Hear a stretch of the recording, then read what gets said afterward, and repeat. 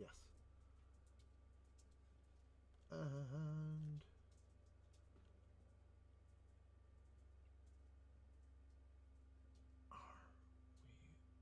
actually, and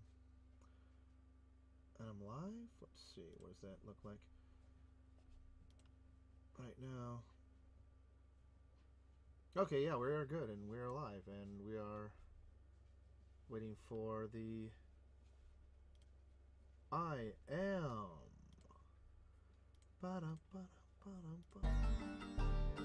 Hey there, I'm Ben Rodriguez, aka Bar One Scorpio. That's B as in boy, AR, the number one, SCORPIO. Bar One Scorpio on DeviantArt.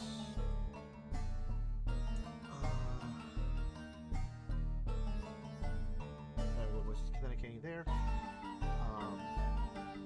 Fur Affinity, Hentai Foundry, Twitter, all sorts of other sites. Steam It. I just added recently for my Heroism Reviews Alpha series of blogs. And let's see, where else am I? The Bar One Studios here on YouTube and on Google Plus.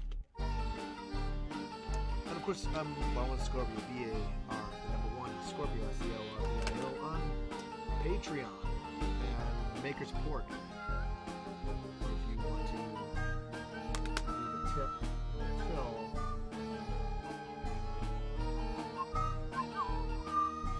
as I pop up some music and stuff, I was like to drop some music tracks into the Halloween music, my holiday music, some section for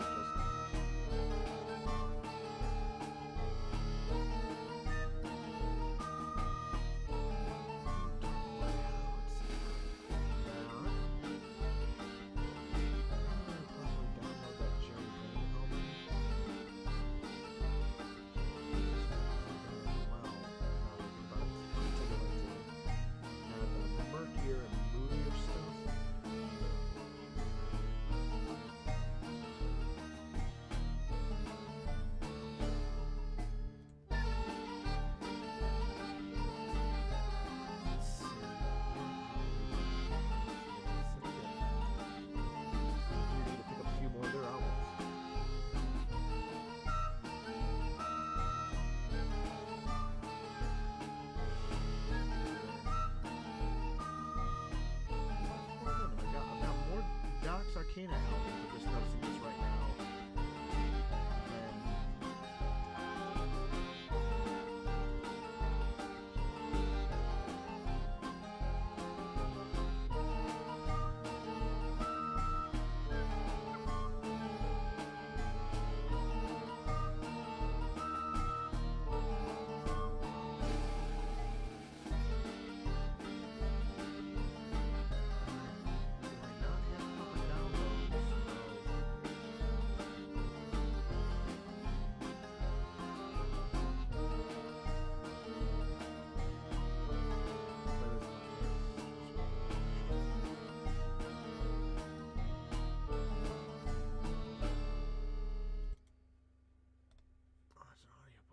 Yellow. Hey. Hey, what's up, Bar? Not much, Ash. What you doing? I'm just taking a break at work, checking out the skyline in front of me. Oh, that's cool. Here I am. I open up the voice channel for my stream to add a little just audio flair to the whole proceedings. And right now, I'm listening to the song "The Dance Macabre." That's one Nice. Is from Kevin MacLeod version that I bought the rights to and stuff. Well, I'll be altering sufficiently by talking over the rest of these things. What, are you going to be using it as your official theme song or something? Oh, I usually go with Netherworld Shanty, but this thing is just so classic and just naturally popped it up next. Really nice. Then I've got some, I think that I'm going to hit shuffle on some Max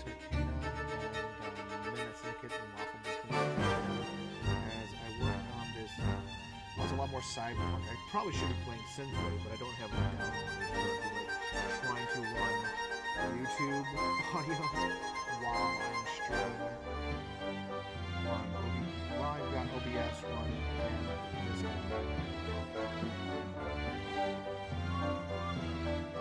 Yeah, with current YouTube stuff, I don't know. I put this out in some places, so I should be able to find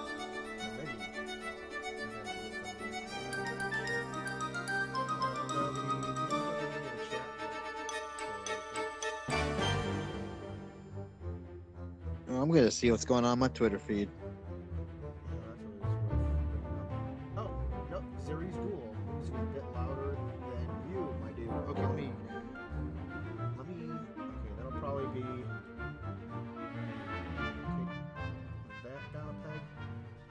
Zeriz, thank you for commenting that. That'll allow me to.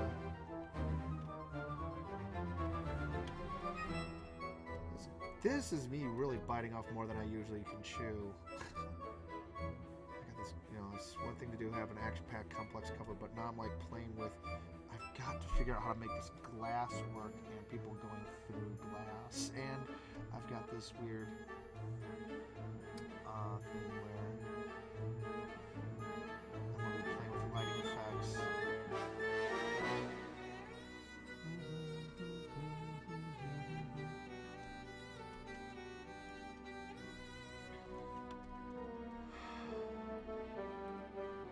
Yeah, not a whole lot on Twitter for me. Yeah, well, was it Matt Christensen just did a video where he's talking about that?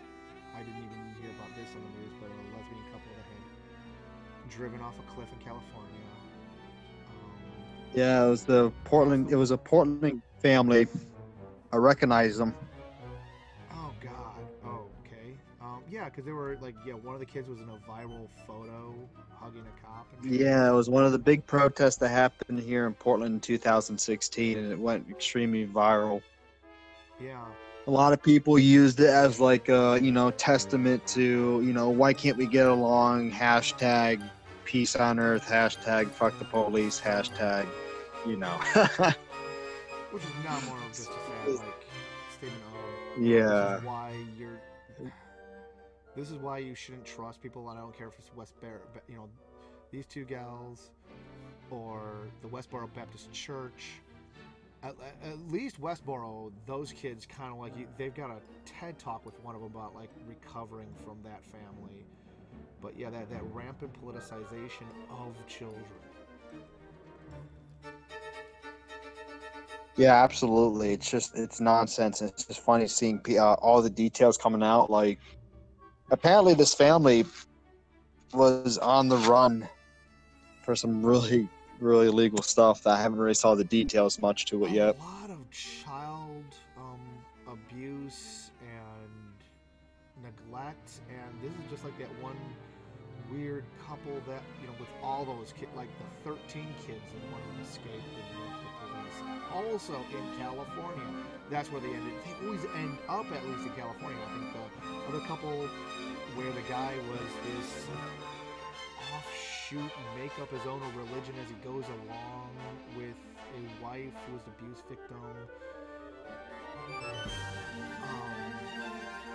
Yeah, it's absolutely nuts. They were first they were down south, and I don't know what state down south, and then they ended up in Texas, and then they went from Texas to California and Vegas all the time. So, and they just go to Vegas. Maybe hell. But then at least yesterday we had kind of something a little funny with that YouTube machine. And it just turns out to be a crazy thought. Yeah, just crazy Turkish Muslim. Persian.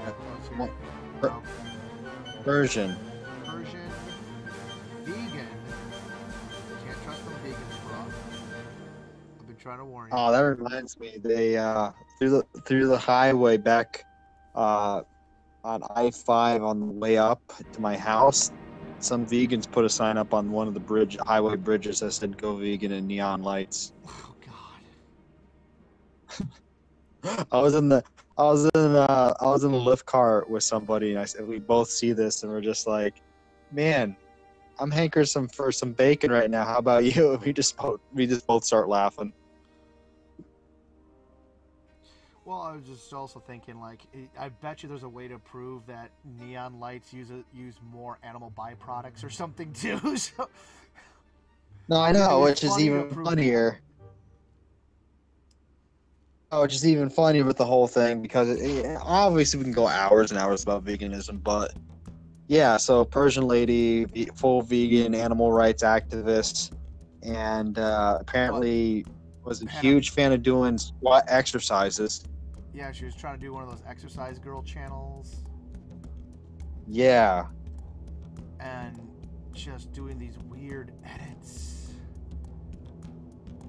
I mean, like really bizarre, like not even like human workouts. Just look at me, I'm doing a thing. Follow me. yeah, it's that bizarre desperation for a semblance of stardom. Even Paladin talks about that crap all the time. Now that I think about it, Yeah, for sure. I wonder if I can get on and actually send her an invite. Let me check my. Do I have it where I can message her on Twitter?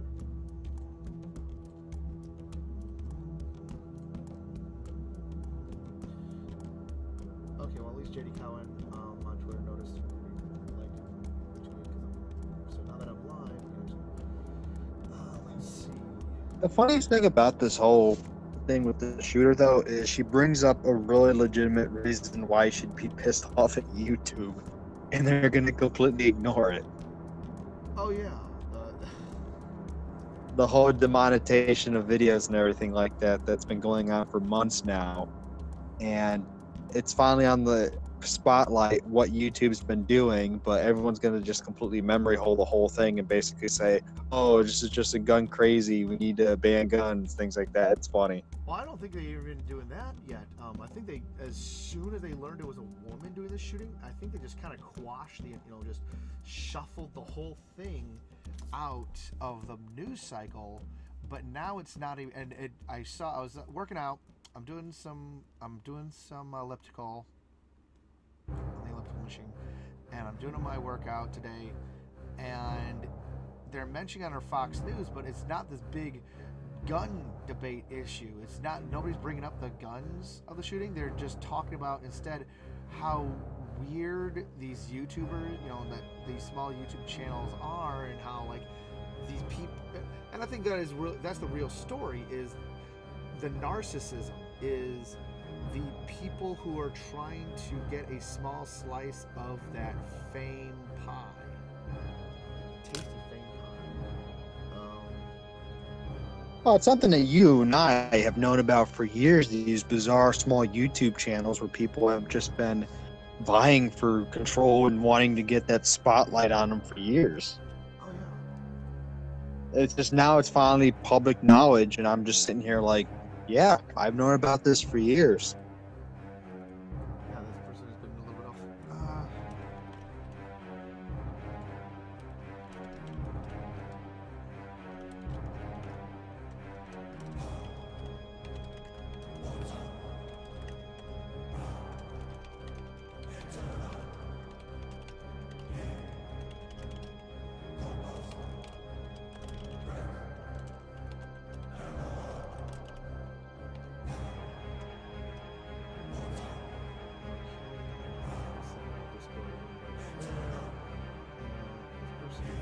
All right.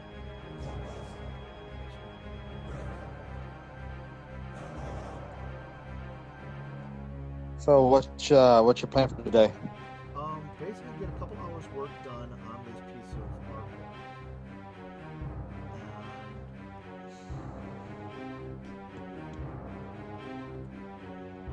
Let me see if I can find Jim Fear, because he is. Goddamn, he had to get it. Yeah, I gotta talk to him. That boy's getting edgy. Let me see, followers.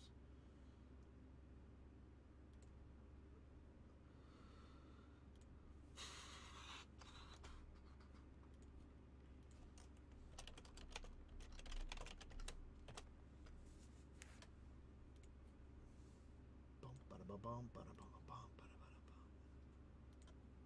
gonna see if I can get anybody else interested in the chitty chat.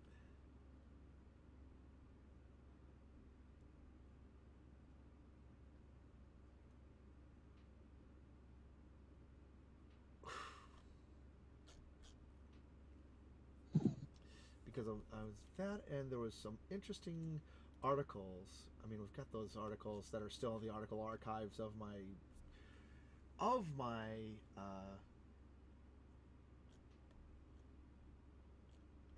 my Discord server as that subject, but I'm trying to see what was that stupid.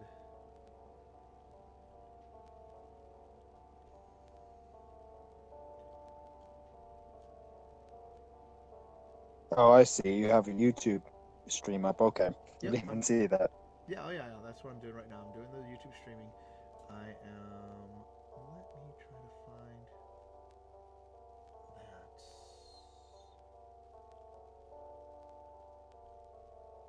Because there was just an.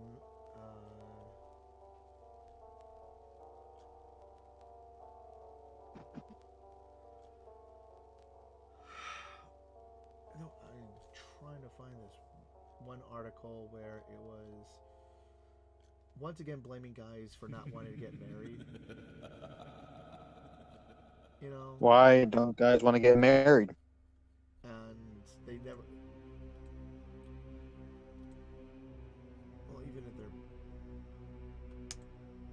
best, they rarely get more than half the story accurately. You know that is. Oh, hey, Hagbar. And you're on the chat room. I think it's proof that our game is beyond. I don't know what he's yupping to. Unfortunately. Oh, that's Hagbird. What's up, man? And he's just in the. He's down in the Discord, but he's actually. Thanks for. Yeah, I see him on the YouTube chat right now. Yeah. Right now, I think in his Leif Erikson, they're watching Degeneracy, just pure killing bites. Killing bites. He's the one that made that recent video you posted my way, right? Probably. He really has these nice little think piece videos. He started off doing like a lot of the debunking social justice warriors or debunking, especially like various religious people, but mostly concentrating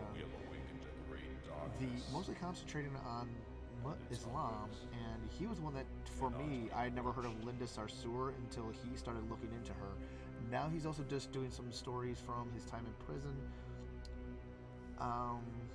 his brief stint in prison, which is kind of always very interesting stuff to hear discussed. What do I want to do here? I want to do like a placeholder color. At least he doesn't have that stereotypical, trying to act like a street thug language that he usually gets when you go to prison. You know what? That'd be an interesting video, Hagbard, if you're still listening to this. That'd be an interesting video topic. Did you have to deliberately change any of your mannerisms and language? I mean, well, okay, yeah, I think baby on the inside, as you pointed out in the previous video, means a completely different thing than to say baby on the outside. So I'm like, what specifically would change? You see, the only thing I know about prison culture is everything MSNBC has taught me, and Orange is the New Black. Oh, so.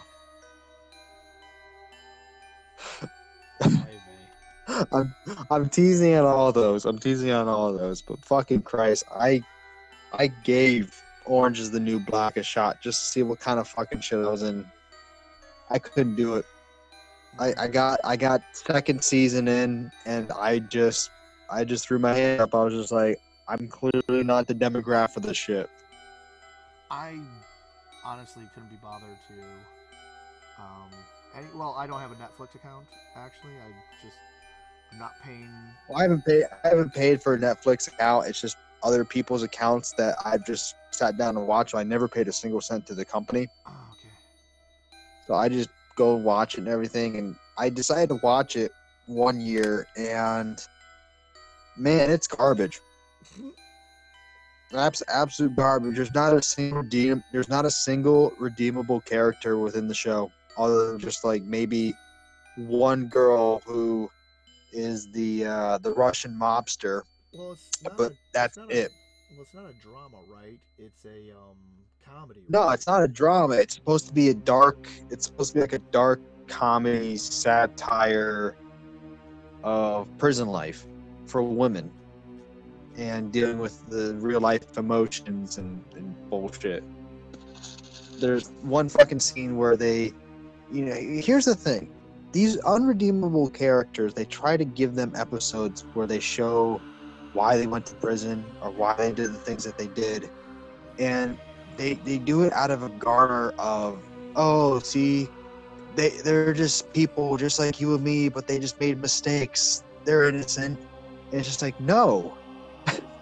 So They're fucking assholes. They shouldn't be in there for whatever, or it's trying to make Yeah. excuses because they're women criminals. They're going on Right.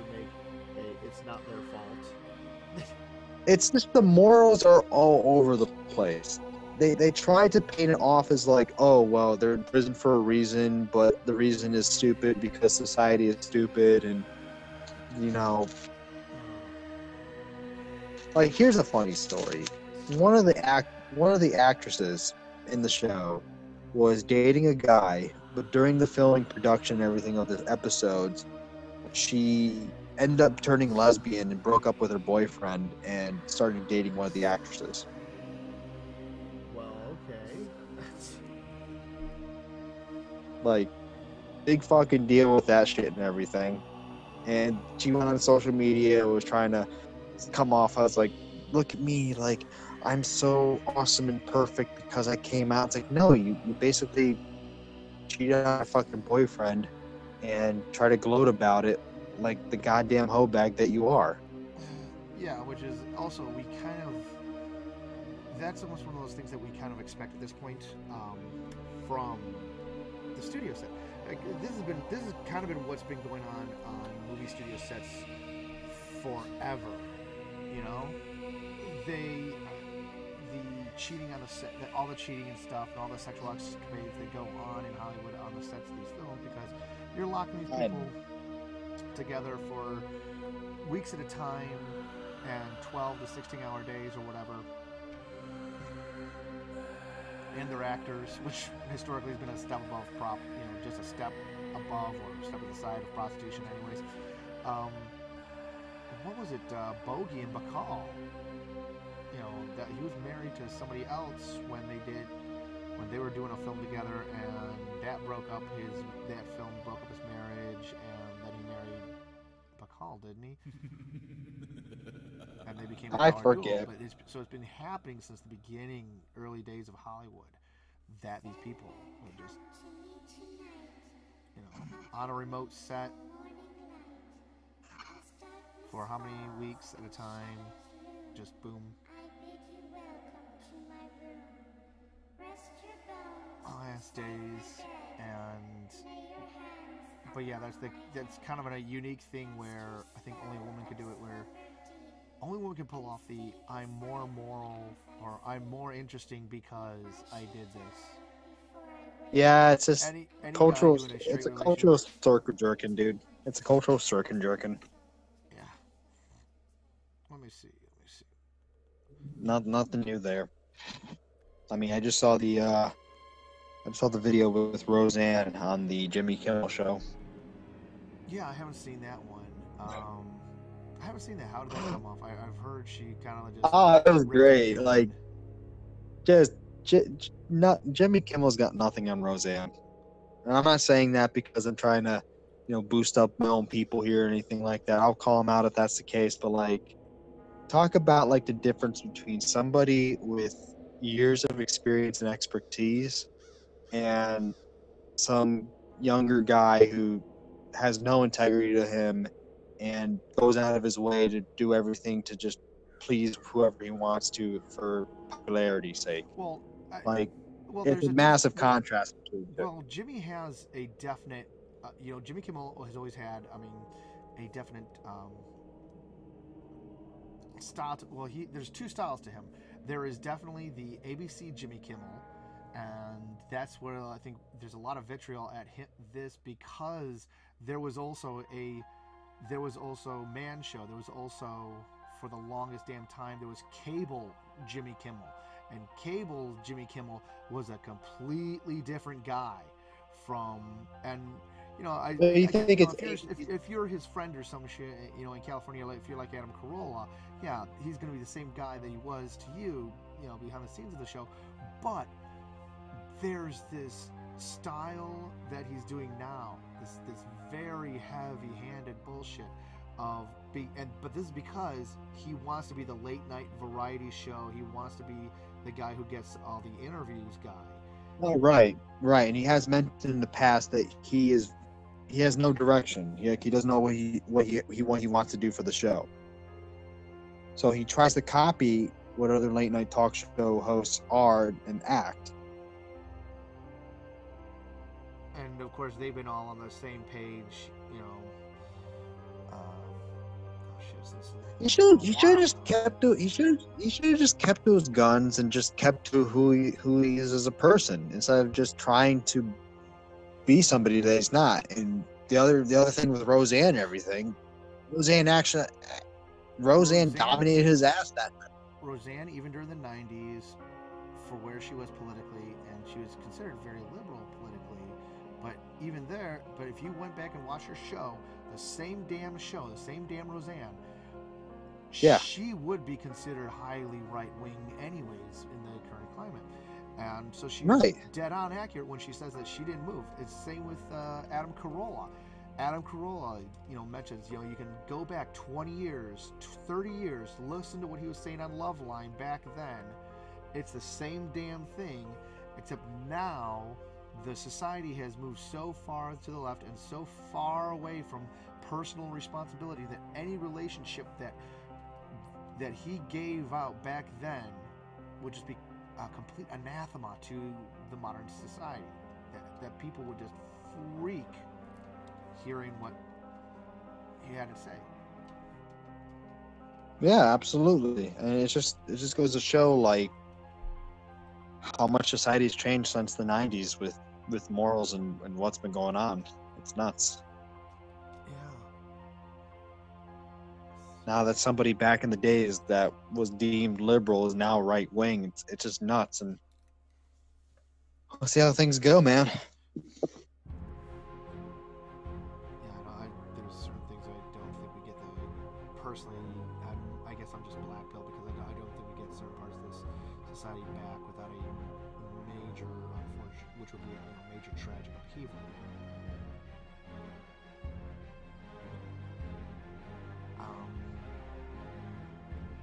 So many people that do not have their priorities straightened out as young people. We kind of see this now.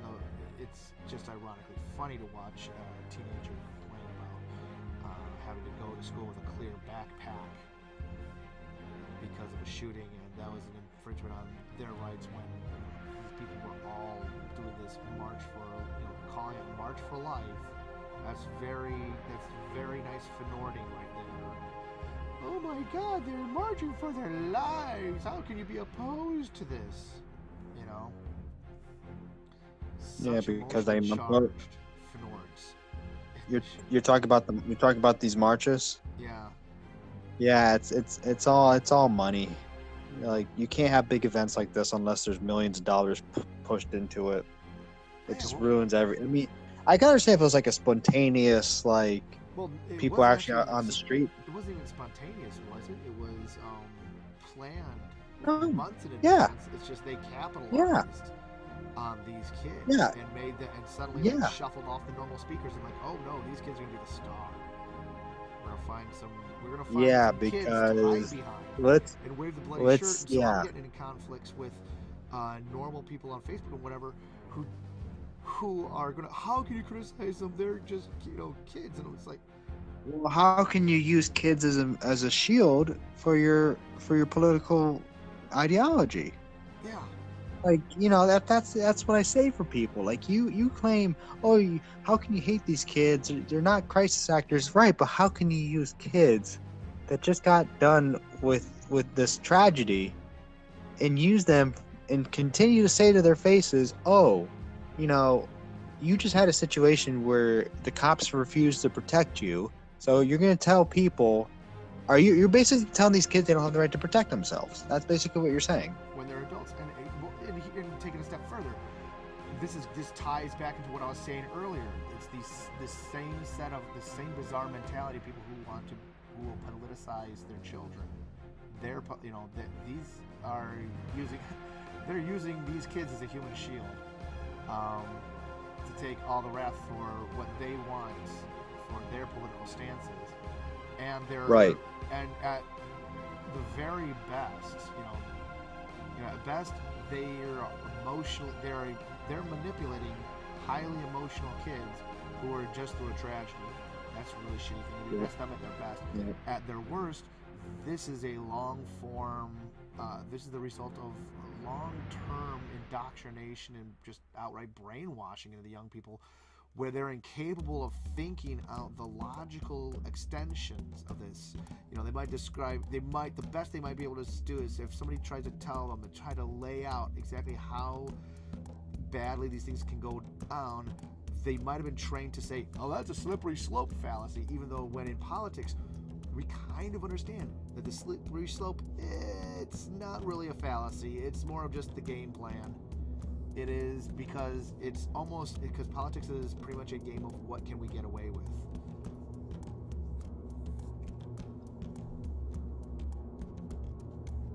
Yeah. I don't know, man. I just tell people, just pay attention to yourself, succeed for yourself. Don't worry about what's going on the television stuff. It's all false narrative stuff they're trying to push. Jeez. Which is almost the Ready Player One answer, and I think that's also why some of my conservative buddies in the Pope Rev are like, I'm getting a lot more reaction from them about how the negative reaction from them about how nihilistic it is, by extension. But Why, the conservatives? yeah, it's so funny because my right wing friends kind of like edgy extreme, and deliberately so, but also recognize it. They're still having negative reactions to Ready Player One on the same scale that the left, the SJWs are, but for different reasons. But Right. of course, the movie itself is a smashing success. I just give it high marks because it's one of the best movies that I've seen this year. But, and I'm seeing mostly sci-fi and actioners, and I've seen a lot of bad movies this year. It's just funny that for a movie like Ready Player One is it one of those movies just because there's so many bad films have come out that it's just they get something like this, it's just a breath of fresh air? For me, there's so many reasons why people are like, you have people are, it's kind of funny, reacting negatively to it, because of some would call the commodification of nostalgia. Other people are reacting to being nostalgic for the 80s to begin with negatively. There's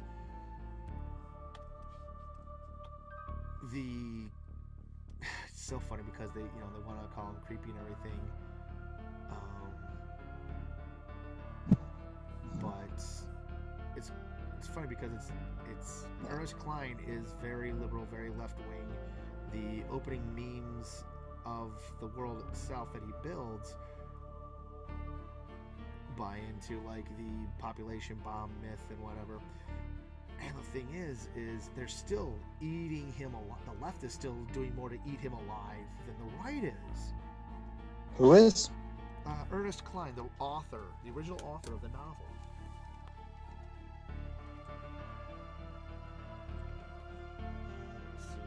So they're attacking him now? Yeah. Oh yes, indeed. Yeah, they were attacking Why? him before this. Because the protagonist isn't just white and cis and male, but they accuse him of being stalkery. They accuse him of being, in the book. It's a at the. Oh, so it's one of those. It's one of those. So it's one of those situations where he's spouting out language that's being deemed as problematic because it was written in a different era. No, it's written in 2011, but it's kind of funny because you have so many people that are like, I liked this when it first came out, but no, yeah, you're right. It's problematic. It's only now do I know recognize how problematic everything was. There's some in my Steemit article for Ready, I actually link several articles about that are from the left that are decrying this movie, and all for interestingly hilarious reasons.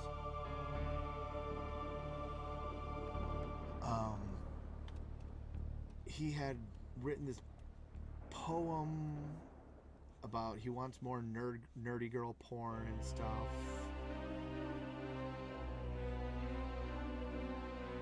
Which is hilarious that he got ripped to pieces for that.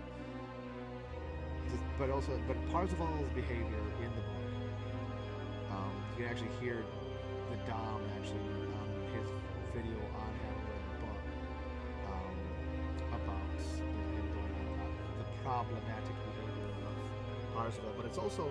But at least Dom actually recognizes flat out and says it. It's, hey, look, he's 17 the protagonist is 17 years old during this book, and also in a situation where he's socially retarded enough.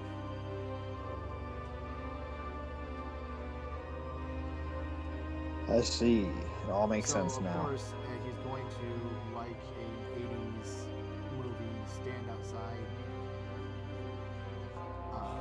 Artemis's castle with a boombox. A boombox. After they break up. And it's also, and it points out too, it's not like she tells him to get lost, that that she doesn't like him, or she never loved him or some shit. And she tells him during their breakup, it's that them focusing on their relationship is causing them to fall behind in the quest, which is the most important, which is the earnestly most important thing that we know.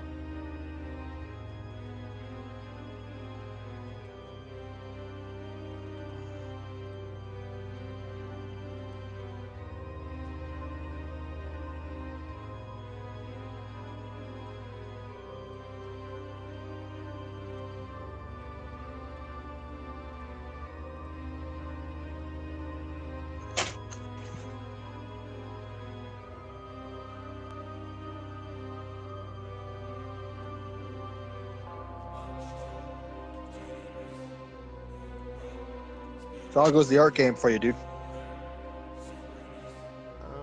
Well, right now you can see what I'm doing. I'm sidestepping all my. I'm currently putting by the wayside commissions and whatnot because I'm trying to get this cover done. When I'm not at work, this cover done for Kursova, a heroic fantasy. Adventure. They do 2 issues a year of this anthology. I think it's only going to be 4 issues this year. Oh, it's going to be 4 issues this year. Like, we have somebody else. I think so. Yeah. Okay. Yeah. Hey, man. Wait, who just? Hey, Dan. What's up? Hey, Dan. There you go. Not much. When I saw Ready Player One yesterday after reading your review. Yeah. It was awesome. Thanks for writing that. I wasn't going to see it until I read your post on Steam. Thank you, man. That's what. Oh yeah, and yep. I was just gonna say, on that note as well, thank you for recommending Death Wish too. Oh yeah. See, and it's kind of funny because even small touches that I think people will get even more angry with the further left they are. Could be things like, okay, the ending of Ready Player One. where Parzival and Artemis, or Samantha and Wade, are snuggling. She's wearing a Chinese dress and has her hair done in the little pork buns.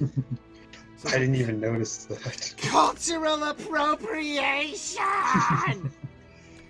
Really, the only complaint that I have about the movie is that, okay, towards the end, the villain he gets a gun from one of his henchmen, and then he uses that to threaten the people in the trailer park. Yeah. And I'm sitting there, wait a minute, hold on. So you're telling me no one in this little commune that he's living in, none of these people own a gun? Other Of course than that, not, it was awesome. because of course not. When you think about No, it, what do you think this is? now that you think about it, there's either, hey, here's a plot hole, or there's fridge brilliance, because we keep on talking about how bad things got. And like right at the beginning, they mentioned, I'm not exactly spoiling. Okay, I mean, but I well, I already just spoiled part of the endings. yeah, Ash might have. I don't care. It's still a good. I don't care. At this it's point, still it's a just good if it's movie, fun, I'm it's sorry. fun. Yeah, the only The beginning, he mentions, of all things, and these are kind of the jokes of the crap sack world that Wade is in, are what is it? The corn syrup drought and the bandwidth riots. And that's like happens 20 years before, before Yeah, they yeah, finish then- the book. So so if there were wait a minute. Right. That's actually funny you mentioned that, because if I remember correctly, Trudeau recently sold off some heavy reserves of maple syrup as a means of paying. No, it's actually legit. If I remember correctly, there's a special treasury of maple syrup that Canada has as sort of a massive resource. I don't know the proper term. It's not a contingency plan or something, but it's basically like if Canada needs a surplus money in something, they have a strategic- reserve of special maple syrup that they can utilize as a means of boasting more money. Yeah, a strategic maple syrup reserve. That is the single. I'm not even most kidding. Like, Canadian there's something thing. about it. There's something about it where Canada actually does have special maple syrup made for such purposes because of the high quality of it, and they're very protective about it. Well, yeah, it's because, Canadian maple. Well, these northern climate maple trees are really one of the few places that you actually have the maple sugar that gives you maple syrup. Actual No, maple syrup. really? Almost everything, honestly, check your labels. The cheaper maple syrup is, the more likely it is to be, and if you check the labels, it's maple flavoring in corn syrup. Yeah. The best way. Well, I go pure maple syrup. I don't bother with that shit. Yeah, exactly. It's like honey and maple syrup are two things that you always want to check the label for the real deal. Yep. But yeah, it's funny you mentioned about the because the whole thing with it is that Canada does actually have something with the maple syrup, so that would not surprise me if there's a maple situation in Ready Player One. Hey Jim. Hey guys. Jim hasn't seen the movie yet, so don't spoil it for him. I'm Jim. trying to drag him into see. If I have to hunt this man down, drag him to the theater, and buy his ticket, and strap him to the chair, put the 3D glasses on his freaking face, Yeah, that one. Ready Oh, Player fuck One. you guys. get banned from Twitter in the act. Oh yeah, Jim, I heard about that. What happened? What dude? was it you do? I don't Well, he I don't made know a- what I did. I don't know what he I did. made a I think comment it was on- when I commented on Puka's bikini. I think that's what did it. That's it. Not Michael That's Black. that's the straw that broke the camel's back right there. No, of course it was probably the Michael Ian Black thing. Oh jeez. Why did you? Ah. Well, I was very careful in my phrasing. It's not like You it's not triggered Twitter. it's not like I told the happened. guy, It's not like I told the guy, try it and I'll end your miserable fucking life, you shitty little cock goblin. No, you're not Logan Paul. You can't say shit like that. I told him, if you attempt to infringe on my rights, I will respond in self-defense with deadly force. Oh, see, there you go. You said dead. You said deadly. Oh, trigger word. Yes, Gotcha. That Trigger welcome word. to Civ War It's, 2 it's an kind of- automatic bot system. If you use anything of that caliber, yeah, you're banned. But I call people faggots on Twitter all the time, and I never get hit by the bots. Yeah, but see, it's because it's deadly. You're saying it like as a threat to somebody that you're gonna kill them or something. I didn't threaten shit. That was a promise. I know you didn't. Fuck It's these just guys. Twitter it's being just Twitter. Seriously, fuck these guys. Honestly. Despite the fact that Trump would say worse things on a daily basis, and yet I'd love to see Twitter banning him one day. That'd be hilarious. Well, Oh, I I'm can't. praying If they do, for it. if they do, everyone's going to go to Gab. Oh man, I'm done. At that point, I'm just gonna be like, that's it. I'm packing up my fucking bag. We're doing this. Yeah, because like Twitter, Torba has already told Donald Trump that they have an account reserved for him when he wants to come over to that website. Good. And him doing that would, honestly, you'd know it would nuke verified checkmark Twitter because they rely on following him for their clicks. I mean, have you ever seen the responses that he gets? Just somebody just oh, yeah, goes, that's how- "Screw you, you're fake That's how news, blah, these blah, people blah." find each other. Like And they they'll click on Donald Trump's tweet and then say, "Ooh, I haven't followed this person who's dunking on him yet." Yeah, because it's echo chamber stuff, guys. We all know this. Yeah. It's But just so bizarrely, it- it's hardly ever actually dunking on somebody. We lowered it. I think it started when they started tossing around the term epic a lot, that we really started seeing very little, honestly, things that were epic. I mean, Savage pulled it back for a while because, Savage would put up when it was like, so-and-so destroyed this person in epic fashion. It was hardly ever anything that you would call epic or amazing. It was usually typically some very mundane sass. Yeah. But Well, they try to push this stuff into viral status. the thing about Twitter is that since early 2016, they've designed their platform in such a way to funnel everybody into little camps that'll follow, that will say things that they like. Like the ANCAPs get funneled to be with the other ANCAPs, the socialists get funneled to be with the other socialists, and so on. It's because it's easier to manage people like that, because then you're able to market to them easier. Yeah.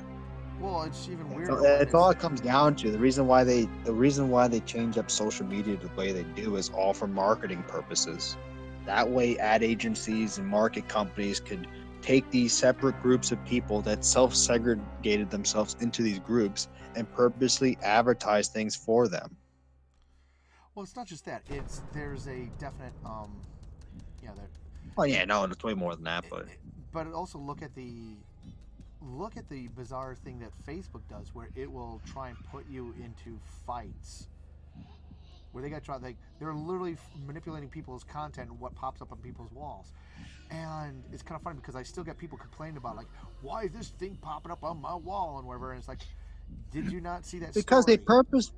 they purposely designed Facebook to be a negative website. Even the creator himself came out and said they basically purposely made it so the website would have as much as possible, so you'd be reacting and stay on there for as long as possible. Yeah, hate clicking and shit. Yeah. And there's not a thing you can do about it because you signed terms of service when you made your account. Yep. People. I would be surprised if they came up with a future terms and services where you had to agree to a thing, and one of the fine prints was just like, holy shit, they're actually agreeing to selling off their information. Holy shit, these fucking dumbasses are actually doing it. Oh my god, I can't fucking believe it. Yep. I mean, I don't understand why people still have a Facebook. Like, I heard about the thing in Germany 2 years ago where they were actively punishing thought crime by trying to take people's kids away and working with the German government to do that shit. And then they got that one guy in the Middle East killed by giving him up to the government for apostasy. Like, they gave the guy up to the government and they just fucking killed him. They like cut his head off or some shit. And I was just like, okay, it's time to leave Facebook. It's time to just delete this, get rid of all of my information. Fuck off, Zuckerberg. Well, You know. but They look probably at the still have majority a of locked people. away somewhere. But look at the majority of people from your life that are on Facebook still. It's your. It's because it's a drug. It's your mom. It's your auntie. It's your aunties, and your grandpa, and your normie friend. It's like all the normies kind of go to Facebook. Yeah. It's like SJW's is Tumblr. Facebook is for sad, tragic normies who can't edgelord. And Twitter is where they all go to fight. Like, And then you have sites like Imgur, and then you have Funny Junk. which are just like, God, that's the worst part is Facebook tier memes. Although this is where you really learn what the left can't meme because of Facebook pages like, you know, Occupied Democrats and whatnot. But then there was also, I think the worst of it, the worst sites are really things like Uproxx. If you're familiar with them. The name sounds familiar, but I don't think I've ever been there. It was, I don't know if they're still up, but it's a schmaltzy viral site, clickbait site. And that's one of those things that people would just share time and time again to Facebook walls. I noticed that my lamest friends on that wall, on that page would always be sharing Uproxx or BuzzFeed. And it's always bizarre to see their programming come in. Although recently I was looking on Twitter and there was somebody posting from a BuzzFeed contributor posting that Grindr apparently was also selling people's information. What, Grindr? Yes, including AIDS status. Yeah, they gave that to your boss now, I think. Oh my god. So you mean now there's such a thing as digital STDs? Or at least Grindr would. Yeah, it's called Gizmodo. Or basically this Grindr will cough up that information to a potential employer or anyone, which is also kind of insane that they, you know, just allow that level of intimacy to someone.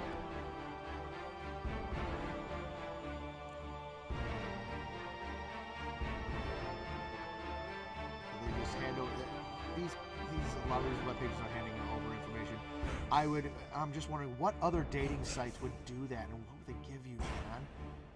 What would they? You're gonna have to sign up for what was the Christian one?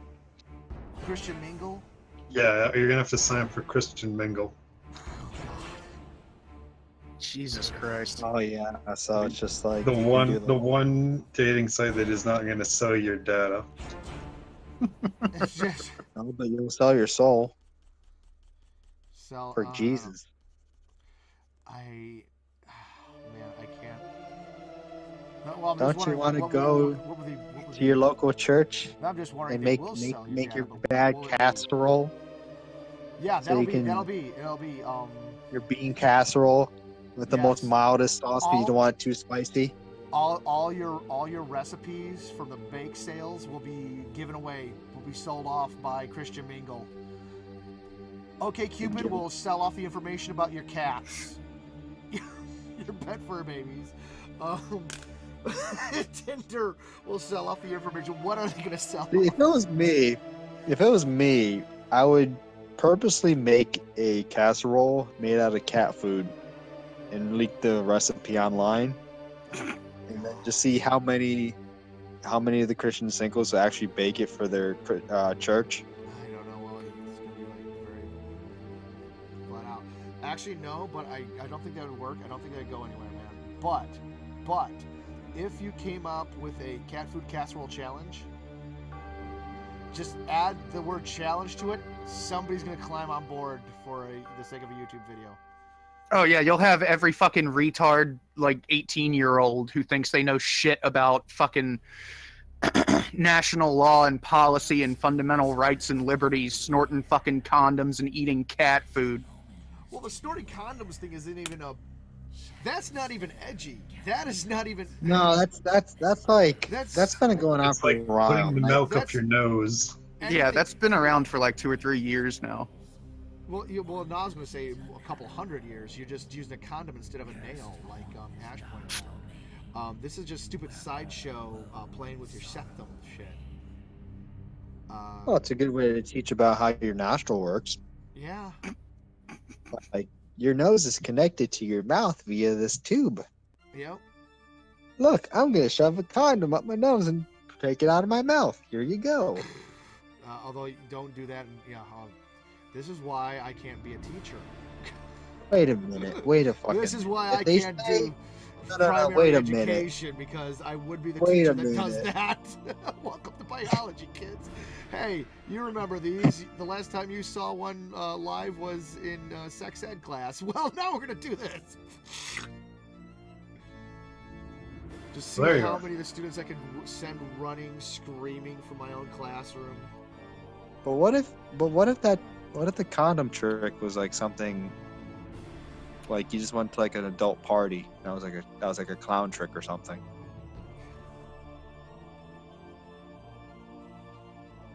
That could be a good. Oh god. Oh god. Worst birthday clown ever. Oh. Like, I'm gonna make an animal balloon for you. What do you want, Bar? A giraffe? Okay. Just proceed to see. Oh god, sending it through the nose and then making something. Like, it just blows up the balloons at the end nose. And then he sang a cover of Royals. What kind of clown were you hiring?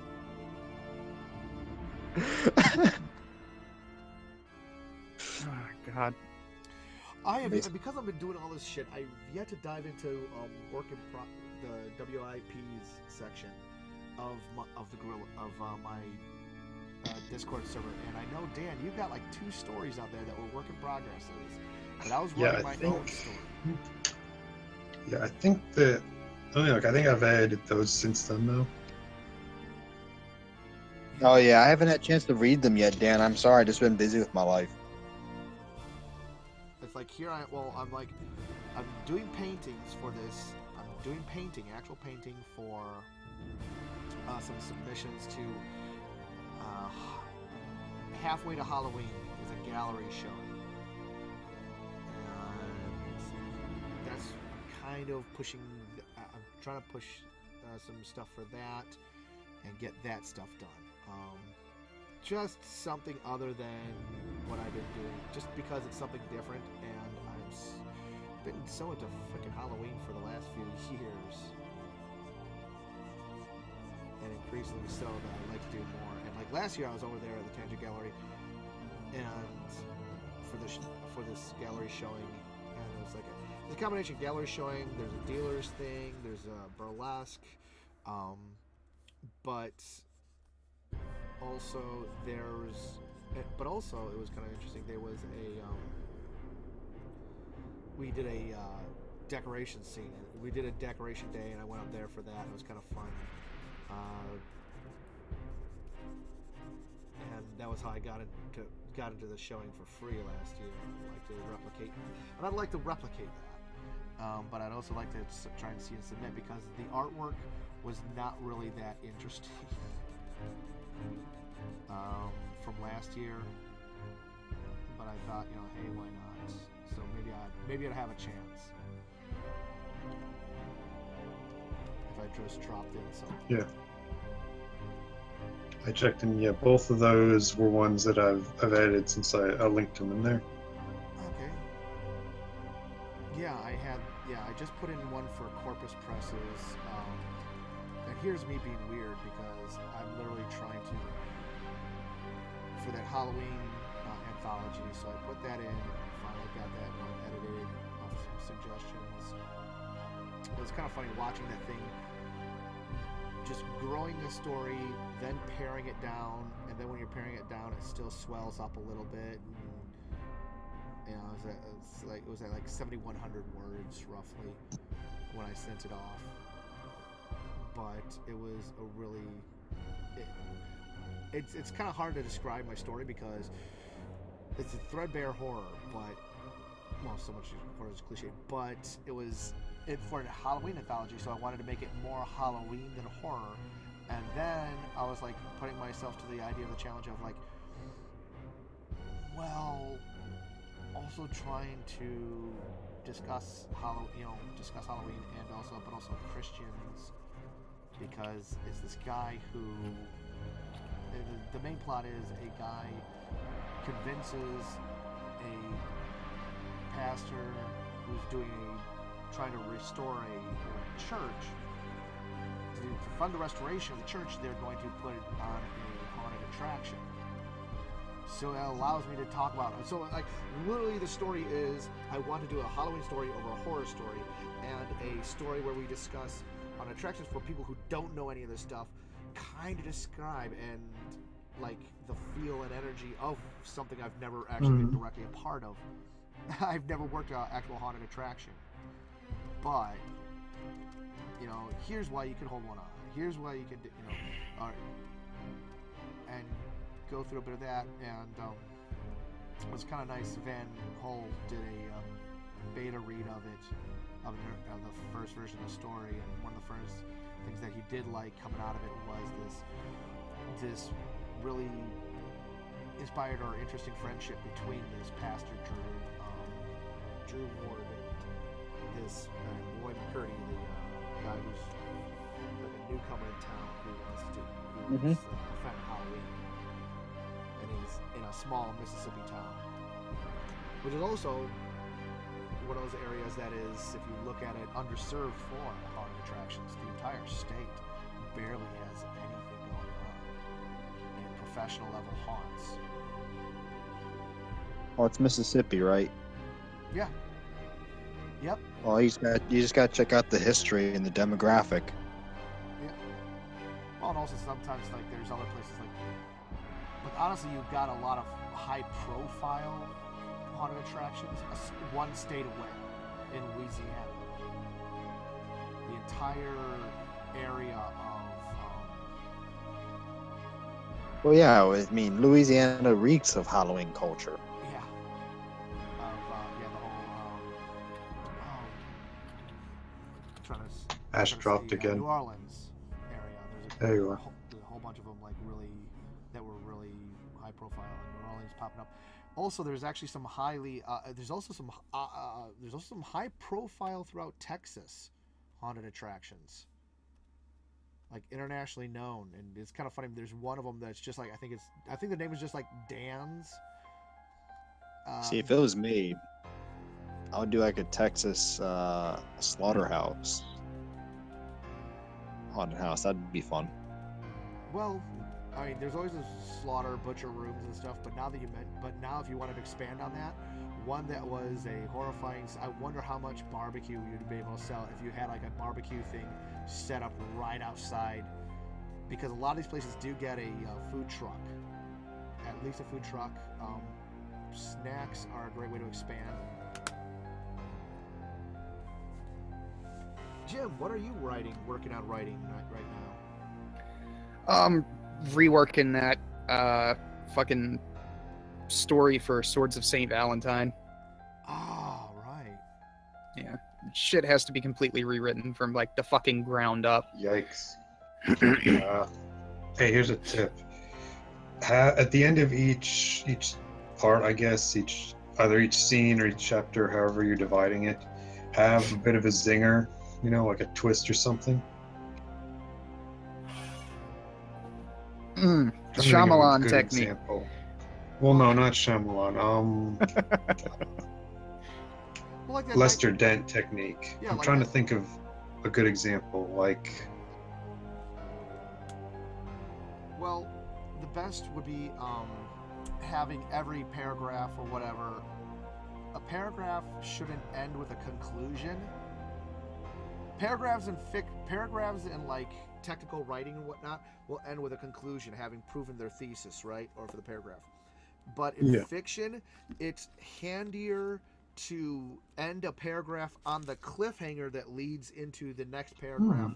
And if that means you're actually breaking up your what was originally a long form paragraph into shorter paragraphs, then that'll help. Then so be it, you know. Like if a 6 or 8, you know, if like a 6-sentence paragraph of actions suddenly becomes 3 2-sentence paragraphs with almost the same wording. Yeah. I don't know if I don't think I'm like letting by with some great revelation. I still have no idea what I'm going to do with the Dance the Real Thailand. I don't know if you ever read that story that I did for the 21st Century Thrilling Adventures. I read it. That was fun. Yeah. But now that the anthology is, you know, officially kind of like not going anywhere, I don't really think I have anywhere to submit it. So I'm like, should I just drop this on the Steemit? Should I? If I do anything with it, I probably have to illustrate it, like do some illustrations by hand, and then release those. Like release it with that, even as a short story, so it'll have, like, even if I do like just Amazon or something, have an original drawing, and then have for cover or illustration, and then have the actual story itself ready to go, because it's only a novelette. So what was the what was the core idea of your story, Jim? Oh, it was the knight going to save the princess from the evil wizard kind of thing. Oh, okay. Cool. You didn't subvert it? You didn't subvert the tropes? You just had a... I did one little teeny tiny subversion.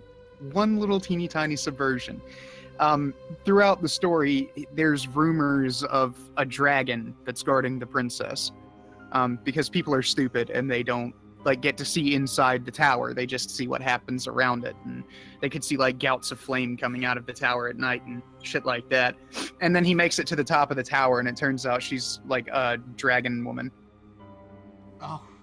I thought like it was gonna be like the evil knight is actually just, or the evil sorcerer or something is just a like a mad scientist instead, and those are just like flames from his experiments. How you can have the girl being there willingly, and she's just a junkie for like his cool experiments and stuff. Well, no, I was talking with Jesse about it because he's editing the anthology that we're putting those into. Yeah. And we had this long conversation about, you know, what we could do to make the story just kind of better and make her have more of a presence in it, because it was really rushed. Like I literally wrote the story all in one day. Holy with shit. Zero thought. How many words? And it like 6,000. God, it Dang. literally took me the better part of a month to write Knockdown and Blackout. Of course, I'm writing this overnight when I'm at work, but still, just like in a day, boom, that is fucking pulp speed. Don't get too excited. I can't do that very often. I get like if I get a story idea, and I really want to write that particular story, I can pound out a 6,000 word story in a day. But I don't have very many story ideas that I could do that with. Yeah. If I could come up with a story every day, I would absolutely fucking do it. I can't even manage one a week. So read Andrew Lang's fairy books. Like I started the first one the other day, and it's like, whoa, this is amazing. And I think this is where a lot of the newer, well, not newer fantasy, but the fantasy stories from before Tolkien kind of came from, in a way. Andrew Lang. Right. Back in the day, give you novels were I'm on stories. Amazon right now. Well, it's in public domain, so it should be free on Amazon. Yeah, there's what is this called? Hang on, it's loading. The Blue Fairy book and The Blue Red Fairy book. Yeah. Yeah, and there's a whole bunch of others, but those are the first two. Which is, Here, Well, I'll it link says his it's source. $0, so fuck it. Yep. which is kind of funny because like people like Lovecraft he was very open about who he was reading. at Oh that yeah, time, he so it he was- had such a fucking hard on for Poe and Dunsany. It was ridiculous. Did Dunsany do the Great God Pan? He literally name drops the Great God Pan. I want to say he did, but I'm not entirely sure. If you give me a second, like these books are 0 right now, so I'm just going to go ahead and pick them up. But the Great God Pan. Let me Was see that here. Mary? Arthur Machen. Yeah, that was Machen. Yeah, so he name drops Machen, and it was also kind of that cool thing he did, and that's always one of those things one of those things you need to do is, I mean, that's one of the things that he started was he would name drop a couple of real life writers or artists and pieces of artwork, and then he would talk about, then he would mention the unnameable cults, and then he would mention the Necronomicon or whatever. Because there was one of them that was Margaret Murray's The Witch Cult of Western Europe. That's an actual frickin' book. And he name drops that one. So that would be like literally be mentioning like the Time Life, have a character and mention the Time Life books or whatever series of the occult. If you remember those books from back in the day. I really have to get a hold of his and Robert E. Howard's letters. Like, there's a book of their letters out there. I really just want to get to the part where they're talking about all of the shit, like the Easter eggs to each other's writing that they put in, Yeah. because they did it it was specifically to online. confuse people. That was the whole point. Oh yeah, it was, and then there was that cool. There's that really cool way that he would. I'm trying to. Well, there was also him and Robert Bloch were this also similar. He had killed Robert Bloch in one of his stories, and then Oh, that was great. and then Robert Bloch killed him. Fuck. The guy that read, Robert E. Howard was a mentor to the guy who went on to write Psycho. Hey, who Created the sorry to Hounds and Dallas were his creation, right? I think so. Yeah. And that was I think they were the same person, yeah. And that's kind of really entertaining. That it was so bizarre and so interesting, and how many people he was just a booster of other talents. That's kind of the funny part about him, and that's one of the things that everybody wants to do, and that's one of the things that I always start to judge people now on how quickly they just go on the foaming at the mouth against him whenever his name is brought up. It's like a knee-jerk reaction where people feel the need to denounce him. And meanwhile, if you want to have an honest conversation about him, the place for it would be at, like, you want to talk about open sourcing, talk about like his view on his creations and guarding copyright, which was, nah, this story's out of my head. Go ahead and play with the Legos. He was actually an early open sourcer. Oh yeah, they had a ton of conversations about that shit. Like, I've read a couple of the correspondences between him and Lovecraft where he was just like, I really like this idea that you had in your story. You mind if I play with it? And Lovecraft was like, sure, fuck it, let's just do this. And people will be really confused. And then you look at like the letters from Weird Tales, and people are like, where can I get a copy of these books, man? Yeah. There was this big conspiracy that they weren't knowingly, intentionally fucking with people, and that all of these books actually existed. Oh yeah. There's a long-running conspiracy that the Necronomicon, or that there is a real Necronomicon out there, somewhere in occult literature. I have a couple of them. But one is a guy who's like, I don't know if it's satire or if he's just doing it to troll people or what, but he's like talking about actually starting a religion based around Lovecraft's mythos. And then there's the Simon Necronomicon, which that one's fun. Yeah, and then you have various fan communities, you know, sci-fi fandom communities where they'll like the Cthulhu rate, you know, they'll do Cthulhu as a way to often I'm trying to remember back in the day, like when I was doing like Confusion or whatever with the Still Yagi and stuff, and for them I think it was more often a way to parody Christians. Usually when they do their own, you know, the televangelists for Cthulhu and whatever, whatnot, at conventions, the Cthulhu radio hour, or what, you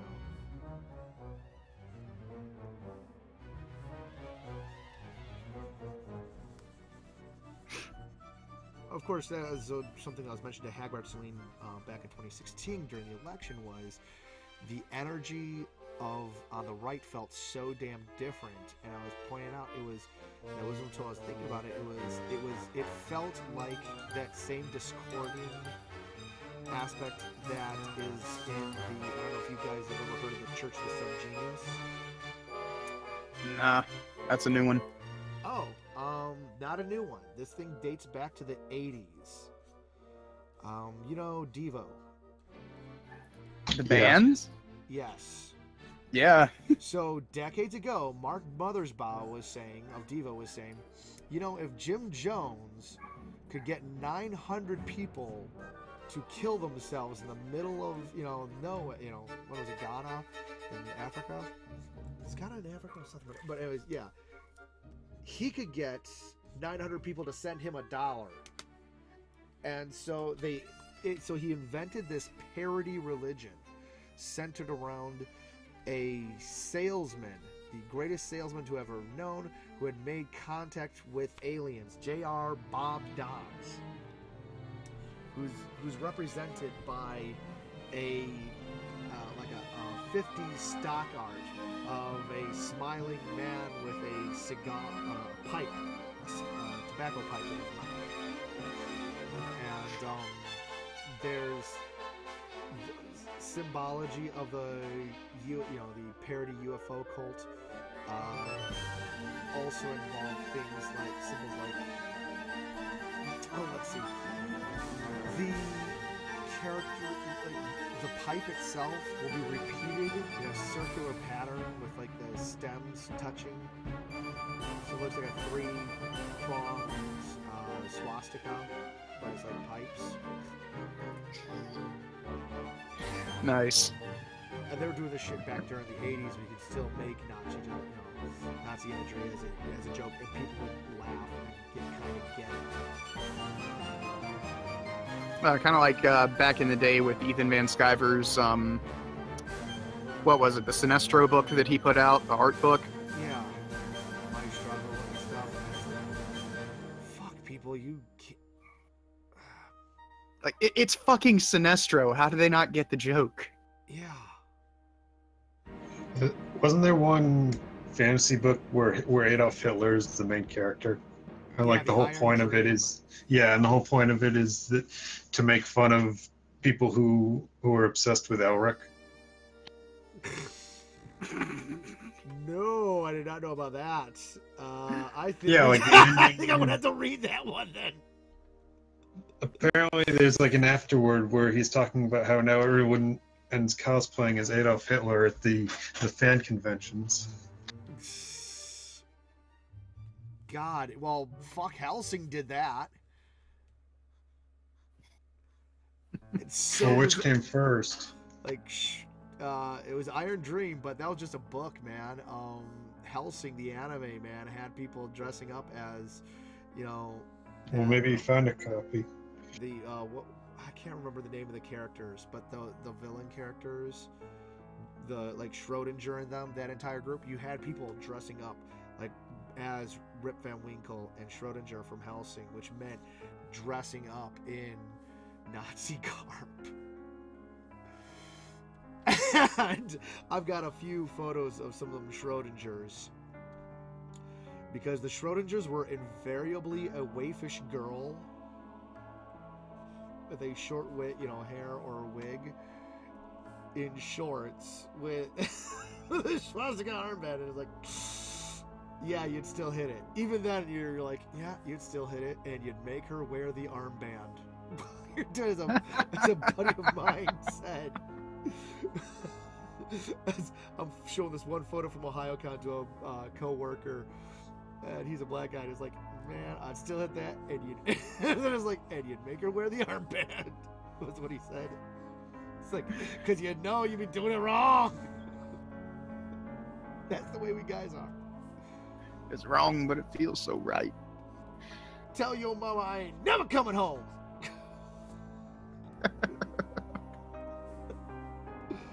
Oh, shit. I am almost completely out of the loop on news for the day, though, today. Because I've barely been on Twitter. I went right to a workout, and now I'm doing this, so. I think it's mostly that, crazy shooter chick. Yeah. And Yeah, people are still making fun of her. Oh, yeah. In their defense, have you seen her content? She looks like a fucking sex doll. She looks like a fucking wax doll, man. I swear to God. She looks like Celestina Monkey has come to life. Did you see the tweet where someone had a picture of Sam Hyde in a dress sitting on the curb? No. Right when the shooting, this tells you everything you need to know about Twitter. Right when the shooting is happening, people were posting pictures of Mundane Matt. And he's saying he told them to turn off that pesky ad block. Now he's gonna make them. Oh, God. Now he'll make them pay. God damn, yeah. Holy so shit. I think we've shifted gears. We're not even going to do Sam Hyde anymore. It's going to be Matt Jarbo. If he wasn't such a fucking cuck, dude, and that's not something that I throw around very often, but at the same time, this dude requires validation for what he's doing from multi-million-dollar corporations that send out form letters to people like him. It's not that. I mean, it's, hey, there's your verified, your 100,000 or whatever, and to grow a channel for so many years. But on the same time, this is all coming out when he's also just becoming a complete shill for, him. I don't know what the hell happened when he started with. And a fucking complete coward, too. The shill thing I can fucking deal with. But when this guy wants to, lie about people and be a total bitch when they call him out, and then fold even further, it was the Aiden Paladin thing. Yeah. He was trying to call her out, and she was like, all right, well, let's go on to the fucking Kumite. And he said something about her being a fucking nobody or some shit. Now they're trying to get him to go against Hard Bastard. And there's a fucking $1,300 bounty on his head to get him onto the fucking coop. They will give him $1,300 to go against Hard Bastard for an hour, no mics, mics hot, no mute button. And he will not fucking do it. And, Aiden is one of my favorite channels, and it's also she has a real job, outside of YouTube, where she's the adjunct, where she's teaching and whatever. But also she's literally her whole fucking life is this social science stuff, these statistics. Meanwhile, Matt is not producing original content. He's literally just I'm gonna read this news story from an entertainment blog. It's a save you a click site, almost. The blogs the blogs that he spent, how many years with Gamergate saying we're utter garbage. Yeah, now he just reads them aloud. He doesn't really even give you here's my hot take on it. So basically, what you're saying is go watch Hard Bastard instead of Mundane Matt if you're looking for like news coverage. Yeah, and he's not even really doing the. He's not. He started just kissing Midnight's Edge's ass, and now Midnight's Edge is kind of faltering too in quality. Where they're because they made their name off the Ghostbusters thing, because they basically were just going through that Sony hack and all those leaked emails. But without major leaked emails, all they are is just, hey, we're going to comment on entertainment news that's being, and they're not doing original investigation, you know. So basically, they're relying on conversations being had by PR flags. They're just basically, we're going to listen to the PR people, and then we're going to give you our hot take on it, which is not really much, not very interesting. Outside of a major leak or something, outside of a major hack, or outside of going behind the scenes and getting, you know, some actual people sending them insider baseball, they have nothing to fucking go on. And it's showing in their channel and what they're bothering to talk about.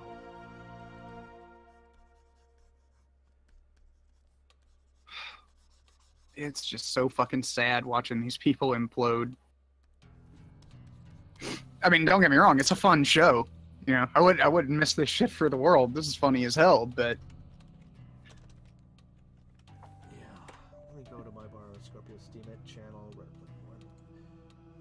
Man, this is 28 cents for my Steamit of the Ready Player One movie. One comment from Misha Barnett saying, "You're like, wow, you and me have watched entirely different movies," but like 120 views on this damn thing at least. So I think I figured a good way of pitching the movie. It's like the Lego movie. Like think about it. Nobody complained about all the references in the Lego movie because they made sense. It's Legos. That's basically all that Lego is at this point, is selling you minifigures and playsets based on all these licenses.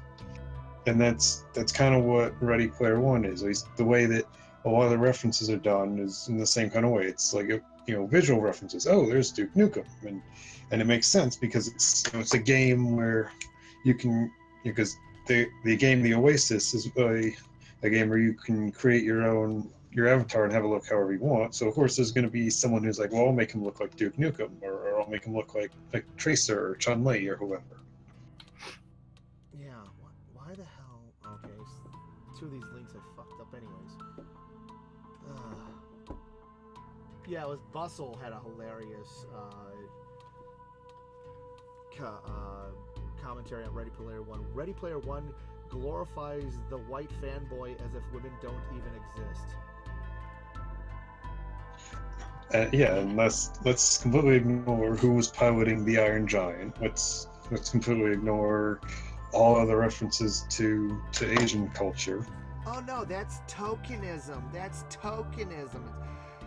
God, the some of these, like the Root article, the Unbearable Whiteness, or the well, the Root is fucking trash. Anybody who goes to the Root looking for anything but garbage is going to be disappointed.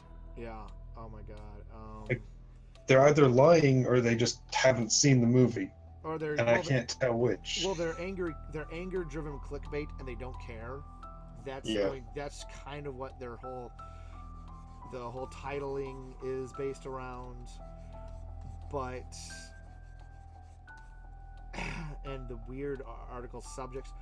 But the other part of that, the other side of that is the number of articles that use the term erasure. Like somehow you're negating these people's existence if you don't have them front and center. Well, okay, see, the thing that you got to realize about these people, man, is that they're not interested in actual representation or anything like that. They're interested in control. That's the entire motivator. They just want control. They want you to jump when they say jump, even if they just 5 seconds ago told you to never jump again in your life. Yeah. You know, so if you do have all of these, like Rose Tycho in what the fuck was the last Star Wars movie? I don't even. The Last Jedi. Yeah. Yeah. Forgot Like, the they- title already. They put Rose Tycho in there, and they're complaining about how she's not proper representation or some shit. You know, they will find something to bitch about just because bitches bitch. That's what they do. And I is it forgot just- that was. is it I just forgot me? that was the name of the character. I thought you were talking about like a video game character at first. The only reason I know the name of the fucking character is because Ethan Van Sciver won't shut the fuck up about it on YouTube. all of like the last fucking 9 videos that this guy has done has been on fucking Star Wars, and it's like, dude, stop The trying Star to Wars- do CPR on a dead body. Because Star Wars is popular. I mean, have you seen Mauler's channel? Yeah, Like it's- before he talked Oh. about. Oh I knew yeah, him no, before I he watched talked Muller's videos. Yeah. No, you misunderstand. Before he talked about Star Wars, someone recommended him to me a few months back, and I watched his Outlast videos, and they're really good, but they're 5 hours long. But before he did Star Wars, he had you'd be lucky to get 1,000 views on part 2 and beyond of any series he did. And then his Star Wars videos blow up and get hundreds of thousands of views, and now all of his videos have at least over 2,000 views. It was even for the later parts of series he did. I think that was because Rags plugged him, because that's where I found out about Muller. Oh yeah, Rags plugged him, but well, I thought it was Wait, Rags, your but it pal was just- Rags? He was doing a long form. Yeah, your video. pal Rags. He was. I thought you weren't a furry. He was doing this long form videos of these things, and that's kind of what made his channel was the Star Wars criticism. But it's also because part of this is a lot of people are clicking on things that are everybody's feeling. Oh God! Speaking of which, now trending on YouTube is apparently just dramatic readings of the fucking that guy with the glasses post. You know what I'm talking about there in fandom drama. And I'm not Dan. Rags does really good video game content. Like, his video on PUBG was fucking brilliant. Like, that video is the reason I'm never gonna pick that fucking game up.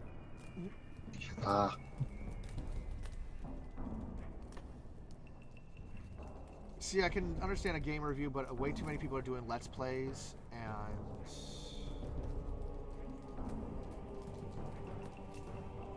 that's the kind of thing that just does not interest me.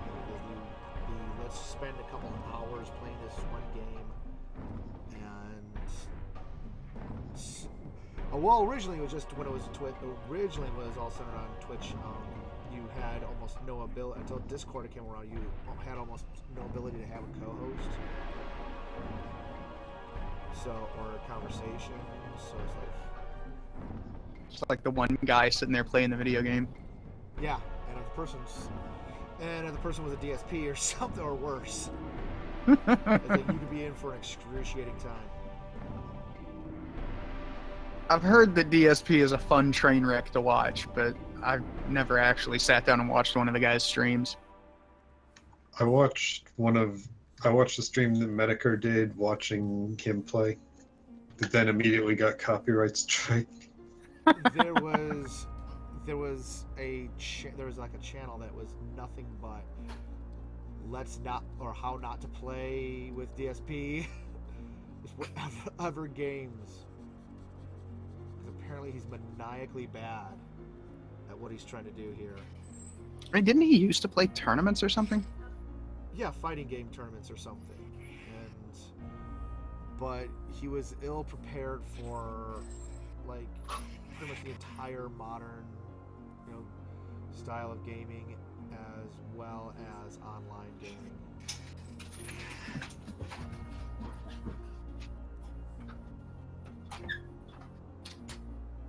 Other things that he's... But yeah, that guy with the glasses thing, it's kind of funny because it's like almost everybody involved, maybe, and this is just because I don't know them that well, but maybe Obscurus Lupa is the one person involved in any of this who was also a complete douchebag from Jump Street anyways.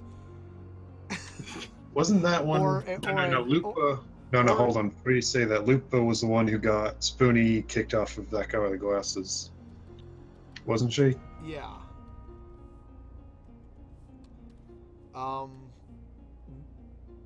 But then again, she and Phalis then jumped ship anyways.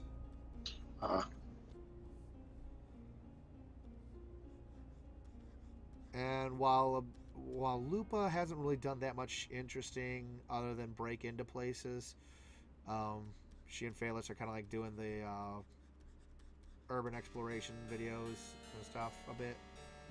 But Phalis at least does bootleg zones, which are kind of cool, where he just looks at these, he does reviews of bootleg toys.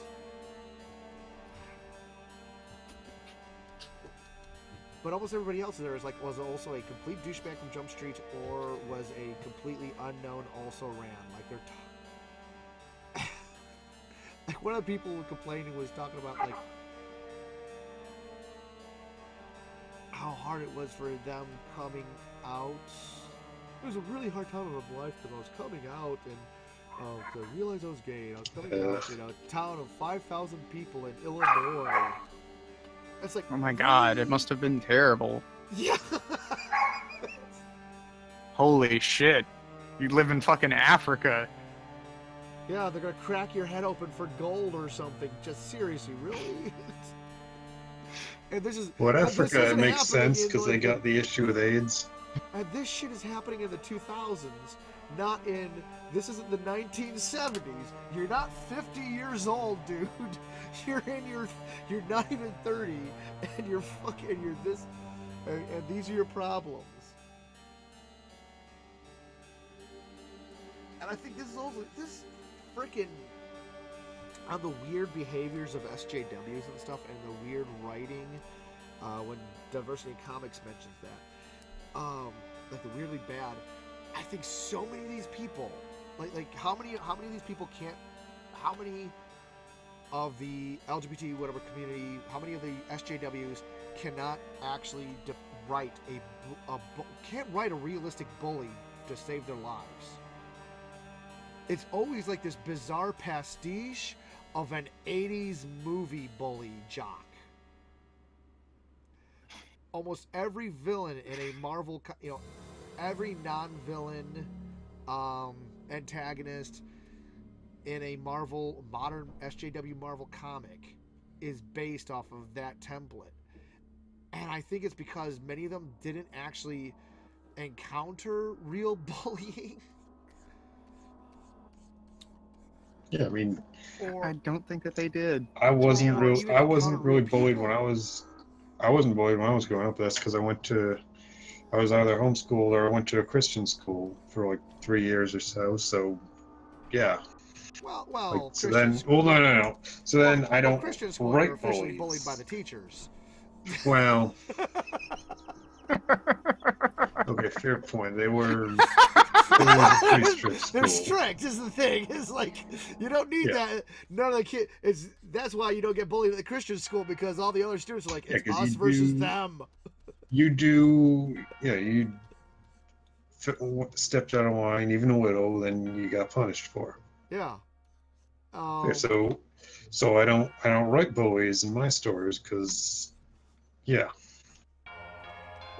Well, here's the thing: is like there was a bullying problem in junior high school for me, and this is why I never believed these fuckers, because my own high school experience was going from the 9th to the 10th grade, 10th, 11th, 12th is how we did it at my high school.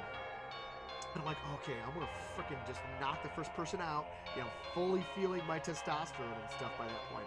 I'm like, and like 9th grade, I was getting, there's 7th, 8th, 9th, 7th, 8th, and 9th, getting picked on in junior high school and shit, it's awful. And then like 9th grade, I am in a massive fight that went down with just me and some other kid who was just told that they would go up in social standing if they just shoved me off my bicycle when I'm biking home. And what happened was a fight right out of The Quiet Man, where I'm just knocking him down and and shoving him down and stuff, all for an entire block with all these other kids following and watching. But also, there was one of the last incidences at school was some little rat freak of a kid, guy, knocks my books out of my hand, and instead of just dipping down to pick them up, I just felt I'd had enough. I grabbed this kid, wrenched his arm behind his back, and marched him into the principal's office. And it was like he had gotten in trouble so many times before that was his expulsion. Whoa. But it was like just that incident of I was not going to have a goddamn part of this anymore. But the thing was, like, I was so ready to first day in. I'm going to just prove myself. I'm going to be like a jail. It's going to be like the jail yard. I'm going to be out of the yard. I'm going to have to pick a fight with the guy. Even if I don't win, I've got to prove I'm nobody's bitch. And nothing for 3 fucking years. And here's the thing. It was like, the worst kids, the kids that would be your bully, by that fucking point, they're already either they're expelled. They are either not at school at all because they're just playing hooky, or they're expelled, or or in juvie and shit. The real bad kids that's where they are. Then you have everybody else is a combination of Vo-Tech and college prep. Everybody by the time we were in 10th grade had their fucking nose to the grindstone because that was the rest of their lives they were looking down the barrel of. They needed to get their, they needed to crack some books and learn some skills. They were in tech classes, and they were, like, when the fuck are you bullying? Here's the thing: they always show the football jock bully or something. Oh, you're a kid who's different from the rest, so I'm gonna shove you into a locker or some shit. They never show. You never see these kids, the SJW writers, depicting people in shop class or drafting class. You never see them, hey, these are people going into the home ec and the cooking class, It's like, which is kind of funny. That was the thing that got me stares in junior high school. I got a whole bunch of stares for going into home ec. And maybe the age was a sexist because I was like one of the few boys in there. Like, well, why are you in here? I'm like, I plan to be a bachelor. Even then, I was like, I'm not going to be having any of you chicks doing this stuff for me. I know that.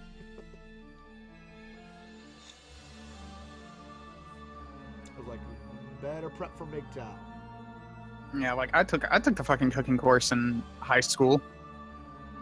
Yeah. The teacher fucking hated me, but it wasn't that big. I was a little shit in high school. Oh no, they're same here, man. But... The teacher just did not like me. I don't know what it was. I got along with all my other teachers fairly well, She was the only one I had a really serious fucking problem with. But it was a fun course, and I learned a whole lot, Oh yeah. Like if you see a can at the store bulging, don't buy that one because it has botulism and there's no cure for that. Which is admittedly one of those things that I've never honestly seen.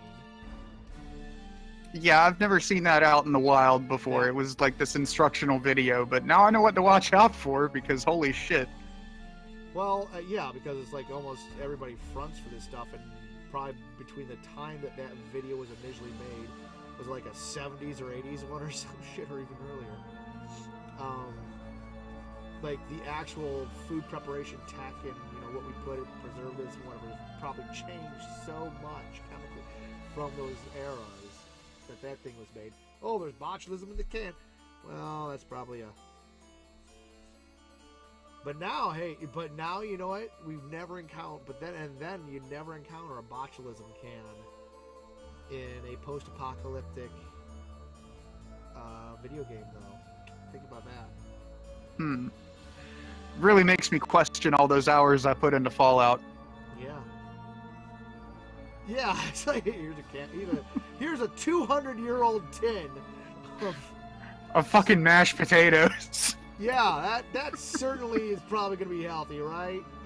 Good to go. Oh, look, it's meatloaf from the 1950s. Oh, God.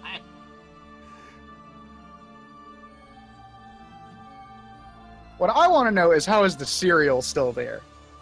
Oh, God, yeah. How does this stuff even get preserved? I mean, like, don't get me wrong, I'm still gonna dive into that box of sugar bombs like it's the last food on earth. Well, technically it is, but really, we're gonna have this bizarre fucking situation where It can't be worse than squirrel stew and fried lizard. I would have guessed you would be the last person to insult squirrel stew. I mean, wow. I've never actually eaten squirrel. Taste of home. I've had snake and alligator before though, and that shit is good. I think I've met a furry who has eaten squirrel. I don't want to know the context. Well, here it is anyways. The guy was from Flint, Michigan, so like literally at the point where they're kind of like hunting for scraps now. Even if you got a decent job, good idea to, Learn how to hunt.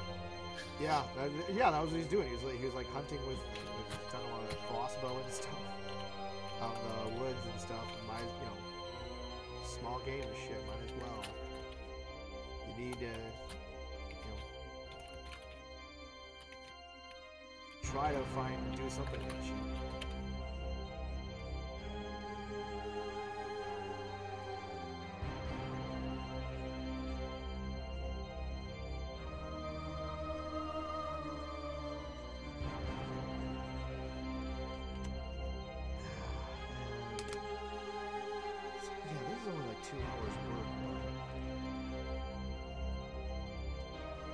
Doing some glowing effects. I'm gonna be doing some.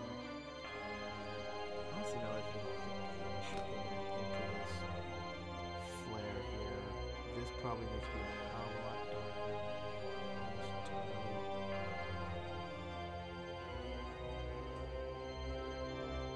And if we're listening to and the music playing, you guys might not be able to hear it. This is gonna be either Nox Arcana or Midnight Syndicate. And Midnight Syndicate is going to be doing the Jack Aldrich Theater at Cedar Point again this year.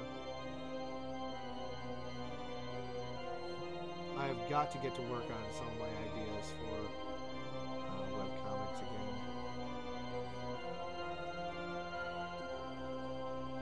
Not horror themed, but literally like Halloween themed stuff, where it's about people running these shows.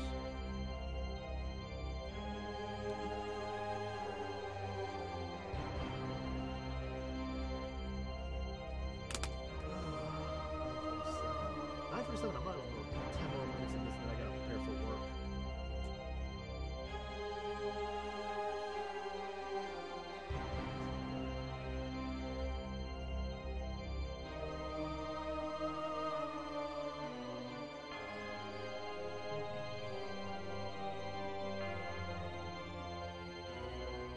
Wait, is that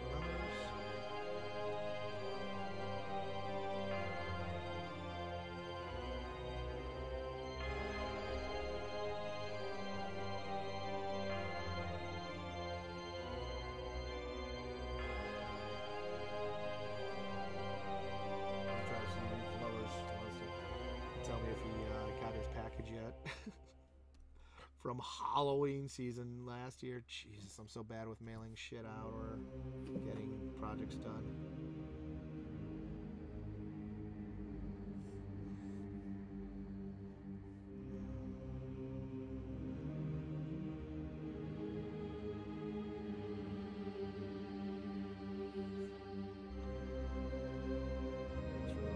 Shows. Transworld just ended. My current shows, actually, April, I'm going to have like 3 different shows that I'm going to be doing. I'm going to try and get into the Artist Alley Furry show, and then there's the Palladium Open House towards the end of the month, and also Motor City Nightmares, which are, I just do Motor City Nightmares for fun, but I might drop the change to do a face painting workshop, makeup effects and face painting workshop. Oh, cool. Yeah, that would be pretty neat. Oh, yeah. Might be worth it just to pick up, just like I'm doing painting and acrylic right now. Just do a little bit here and there to try and pick up new skills.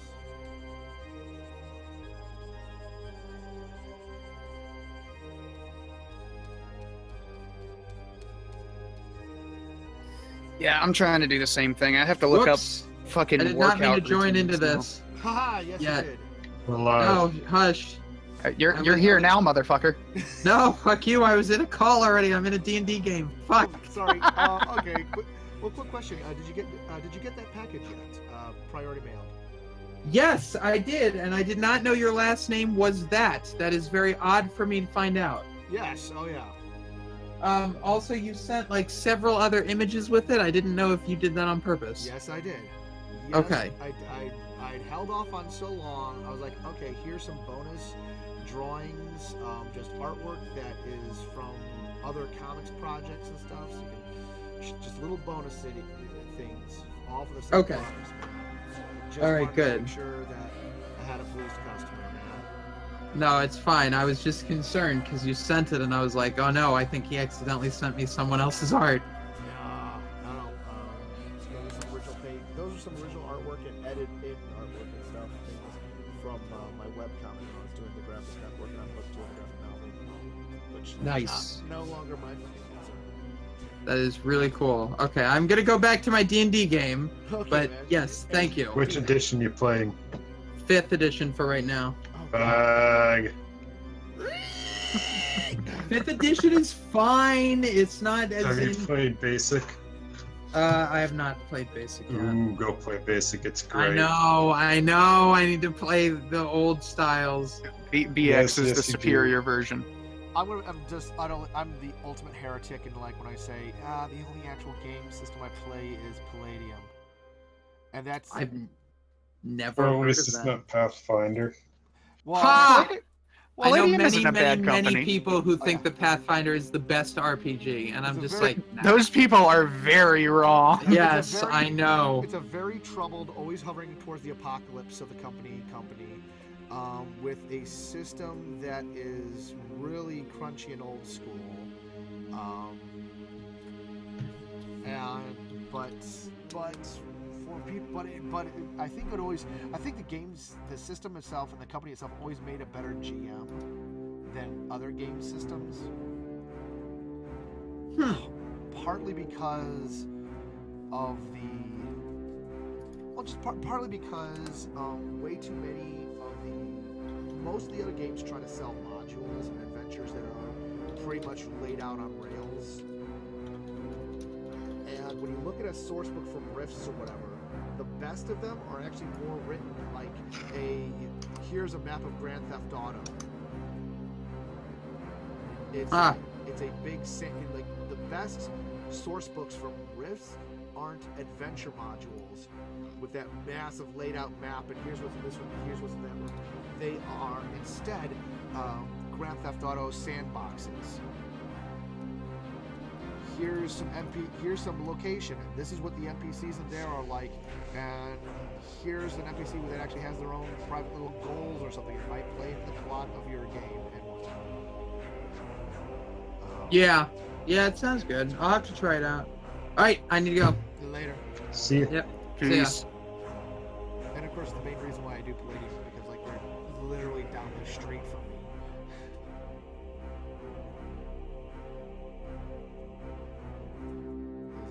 There are worse reasons to play a game. Yeah. Like for example, there are people that play 5th edition because they think it's good.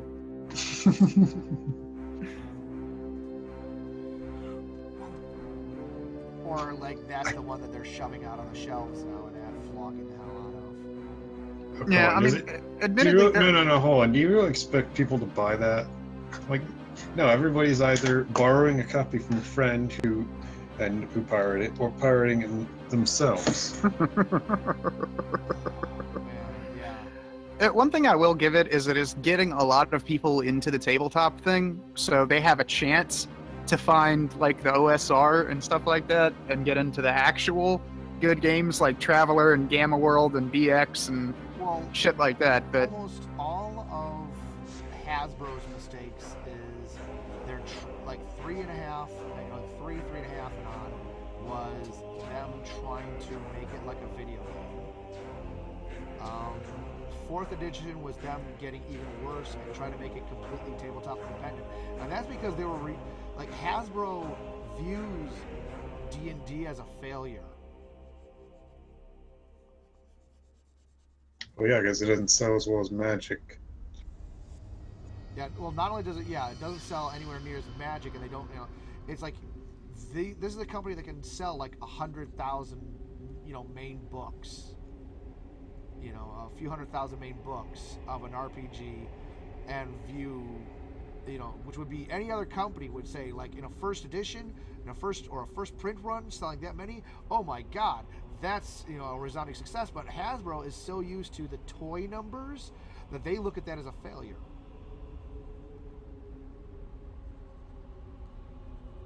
They just say, well, no, we should be, selling even, we need to be, this is like a third of what, this is a fifth of what we are used to selling in units of something for our kids.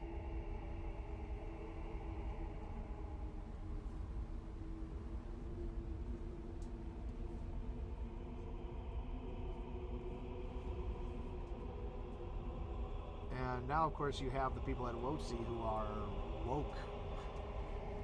So Woke to the point of not investigating accusations of pedophilia in their judge program. Yeah. That's some advanced wokeness right there. Yeah. Imagine being that woke. I don't think I can fit that much inside my head. Yeah. The electric, the energy just shooting off from that mind. Like, I'm trying right now, and I'm getting like one of those scanners headaches with the like forehead veins. God, especially when like all this information tends to be publicly available. The way these people are, it's not like they go digging into the secret website of the. No, it's here's public records. Here's public records and a court case, and the quartering is an asshole. Of fucking course he is. Look at the guy. But that doesn't make him wrong, especially about shit that's like got criminal implications and could lead to the endangerment of children. Yeah. And that kind of seems like something they shouldn't be sweeping under the rug. There's a reason I don't buy WotC products anymore.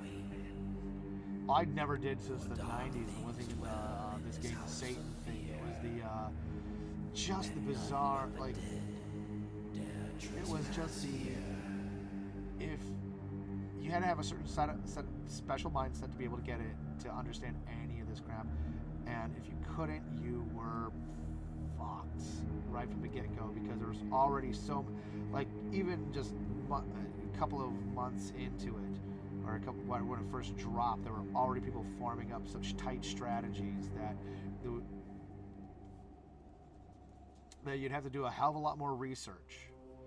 And I was, what am I going to spend my money on? Well, Ninja High School and Gold Digger comic books, man. That was already my thing.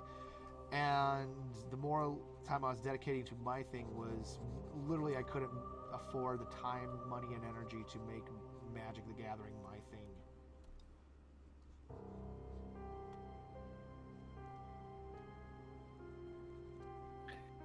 Yeah, my big deal is I couldn't find anybody to play Magic with, so I just started using my old cards as bookmarks. Oh, yeah, I bought, back when I was a lot younger, I bought a bunch of Yu-Gi-Oh cards. Like, I think I bought the one that was like a tin, and then I got another pack on top of that, but I didn't really have anyone to play with either.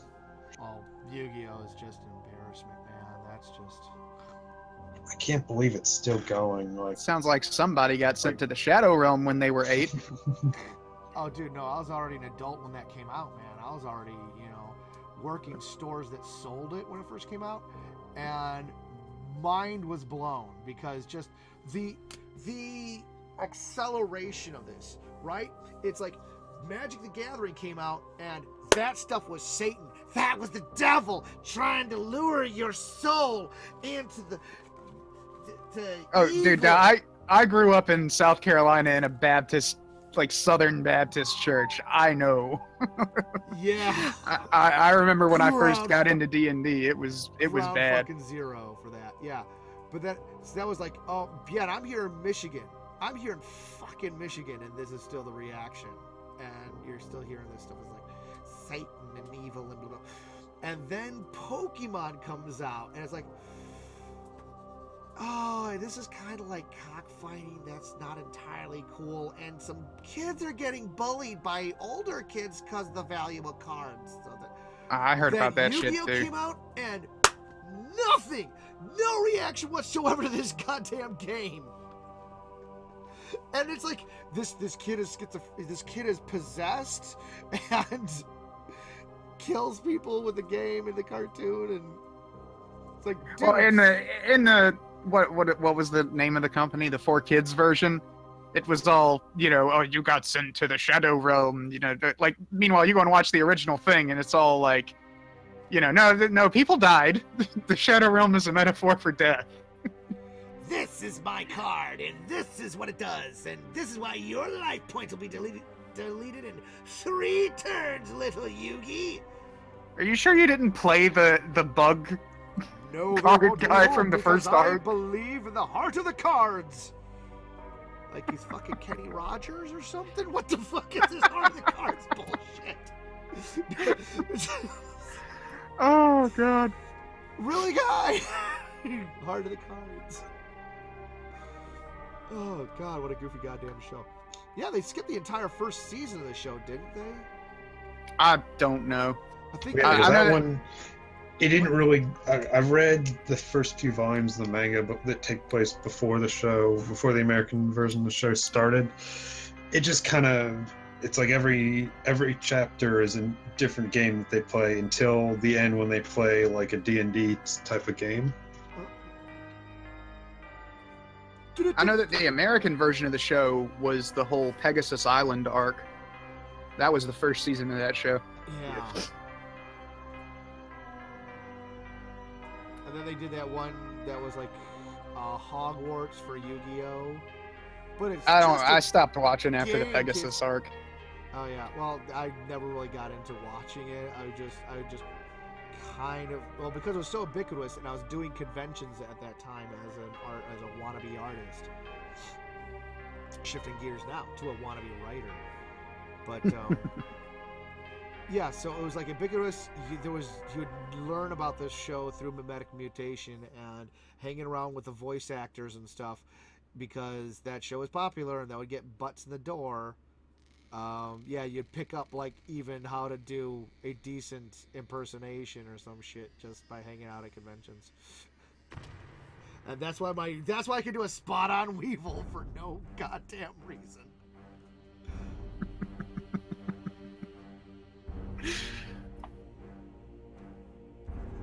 Oh god, I'm gonna have to go and just watch Yuru Camp, aren't I? I keep seeing like memes from this fucking show, and it looks like Did you ever watch Yamano Suzume? Because nah. both shows are pretty similar. Okay, I'm trying to think of another show that's like, it's very slow. It's not really a funny show. It's more you sit back and you chill with it. Okay, so kind of like what was that one from way back in the day? Lucky Star. I don't know, because that one, I remember Lucky Star being funnier. Yeah, Lucky Star was funny. It just like it didn't have enough to keep me. I watched like, I don't know, 3 or 4 episodes and just kind of fell off the bandwagon with that one. I really don't get why Have it was you so ever popular. Yuri content and they referenced other anime. That's the thing that's really getting annoying to me now. I almost hate any series where the characters are an otaku. Or there's a bunch of or half the show is based around referencing other shows. Well, yeah, because they don't do that kind of thing as well anymore. Like Lucky Star, it was, the whole point of the show was, you know, what if someone actually acted in real life like they do on 4chan, and then all the other characters are just kind of reacting to it for the most part. At least Kagami and what's her name? The other. I didn't know that about that. And then show. and then you have like And then- But what then if you Fooly have- Cooley. Like Fooly Cooley referenced Ava all of the fucking time, but it made sense because they had giant robot fights in Fooly Cooley. Well, and that was also the same studio too. Oh yeah, that's right. It was. Yeah. It was the same studio and same creators. It was like some of the same creators. I keep forgetting that the same people that did Fooly Cooly did fucking Ava, because I've never watched Ava. Ava was the director on A Mental Breakdown. Fooly Cooly was the same director after cleaning his room and getting himself sorted out.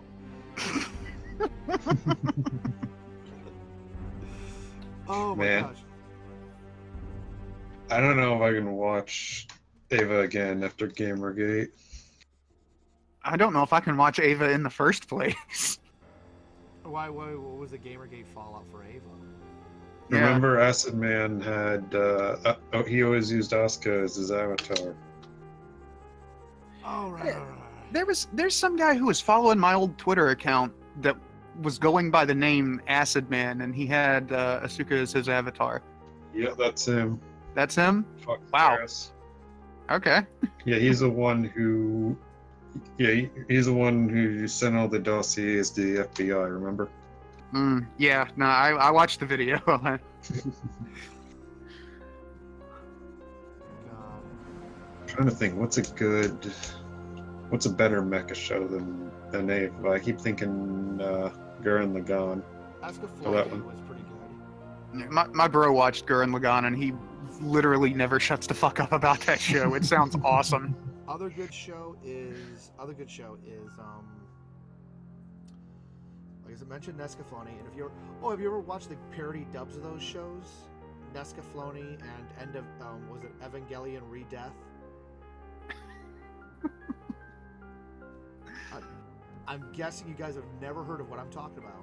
No, I've never. Like I said, I never watched the shows in the first place, so I wouldn't know about the. Before YouTube had the abridged series, there were some very rough versions of those called fan edits.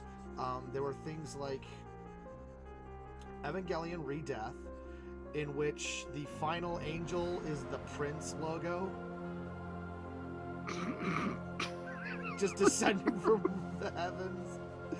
Because Like Prince is in Purple Rain Prince. Yes! Yeah, the entire Third Impact happened was because Gendo was in an was throwing a party at an Antarctic research station where he played in the year 2001 where he played Prince's 1999. Oh, fucking A. There's a whole sequence of the whole sequence where Misato slaps the other gal or vice versa. I can't remember the hell their names are. The two women, right? The two presumably adult women. They get into this match of name calling, and it's like ho, slut, skank, and then the other girl and one of the other woman says, Min May, you take that back.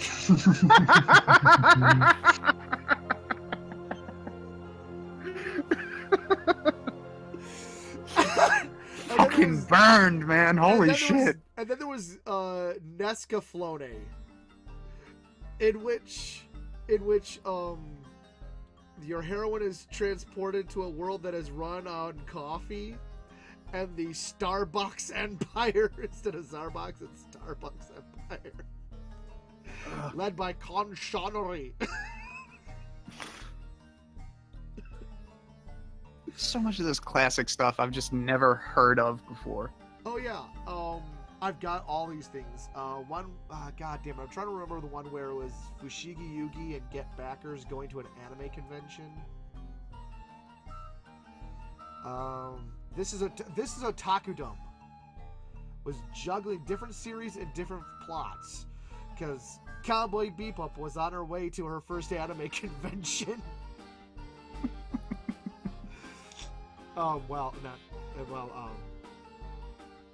What was it? God, what is her name? The little girl hacker from the show. Ina's the What is her dog. name? Spike is, the guy. The Spike Jet. What is her name? I'm trying to. God damn it.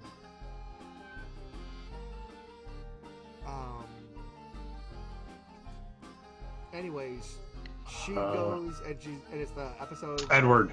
Edward, yeah. She's talking about going to different. She's wandering the convention, and it's the footage from the Mushroom Samba episode. And then she walks into, and it's footage of Akira, and she's blown up. That happens several times. She gets back to the Bebop, and she says, I saw this show, and this show, and this show. And Spike's like, congratulations, you just listed 3 anime that are not on Adult Swim. Jet and what's the villain from that? Vicious. Jet and Vicious get into a 6 degrees of Megumi Hayashibari, that voice actress, contest where they're like being able to connect her from series to series, because at that time she was in everything. Then there was another one. I'm trying to remember. There was also Fisting the North Star.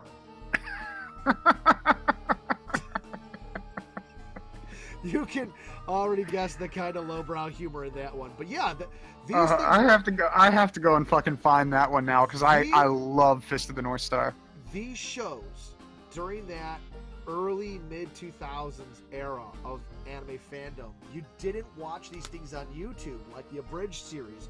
You were watching these things in late night in a crowded ballroom, with just like hundreds of other anime fans around you. And people kind of freak out like, oh my gosh, hentai, oh, the pornographic content. And here I am, I was like, have you ever seen the hentai room for Saturday night at Project Acon, where it's like a movie theater wrapping around the fucking... Like, a lot of these places will have hentai viewing rooms set special Saturday night. They'll be doing they'll have somebody providing commentary. Why? Because you might as well MST. If you're gonna have this shit, it's gonna be way too real if you're just watching it straight out. You need to have somebody doing the whole Mystery Science Theater 3000 shtick. Oh my god. Yes. Various late night programming. When you start seeing 18 plus, there's also going to be probably call up people up on the stage for contests and win stupid prizes. I don't know how many conventions you've actually gone to. Yeah. None, actually. I don't have the money for conventions. Yeah, well, it depends on what your declared business is and whether you're itemizing, because once you start declaring like your hotel room stay and shit, or the table fees and stuff, you can at least get some of that back. As you're supplementing your income, that's what I usually do. But thanks for joining me, guys. You can see kind of the... Look, we've got one of this main figure mostly shaded in. I'm going to be doing lighting effects for her circuitry. I've got... I think actually what I need to do is just straight up do the car. Start there and start the background. Make sure that this is all nice and dark around, to really make the two hero characters from one of the stories in Kursova, the upcoming Kursova, to really make them pop.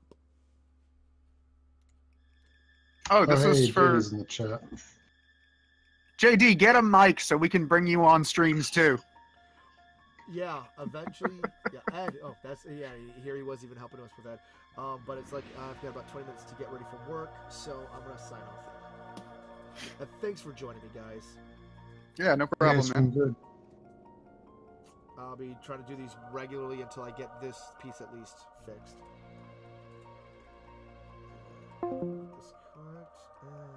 I'd like to remind everybody, thank you for joining me.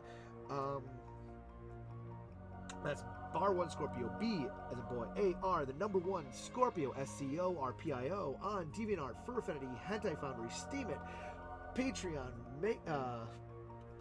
Makersport, Twitter, and let's see, that's pretty much it. Thanks.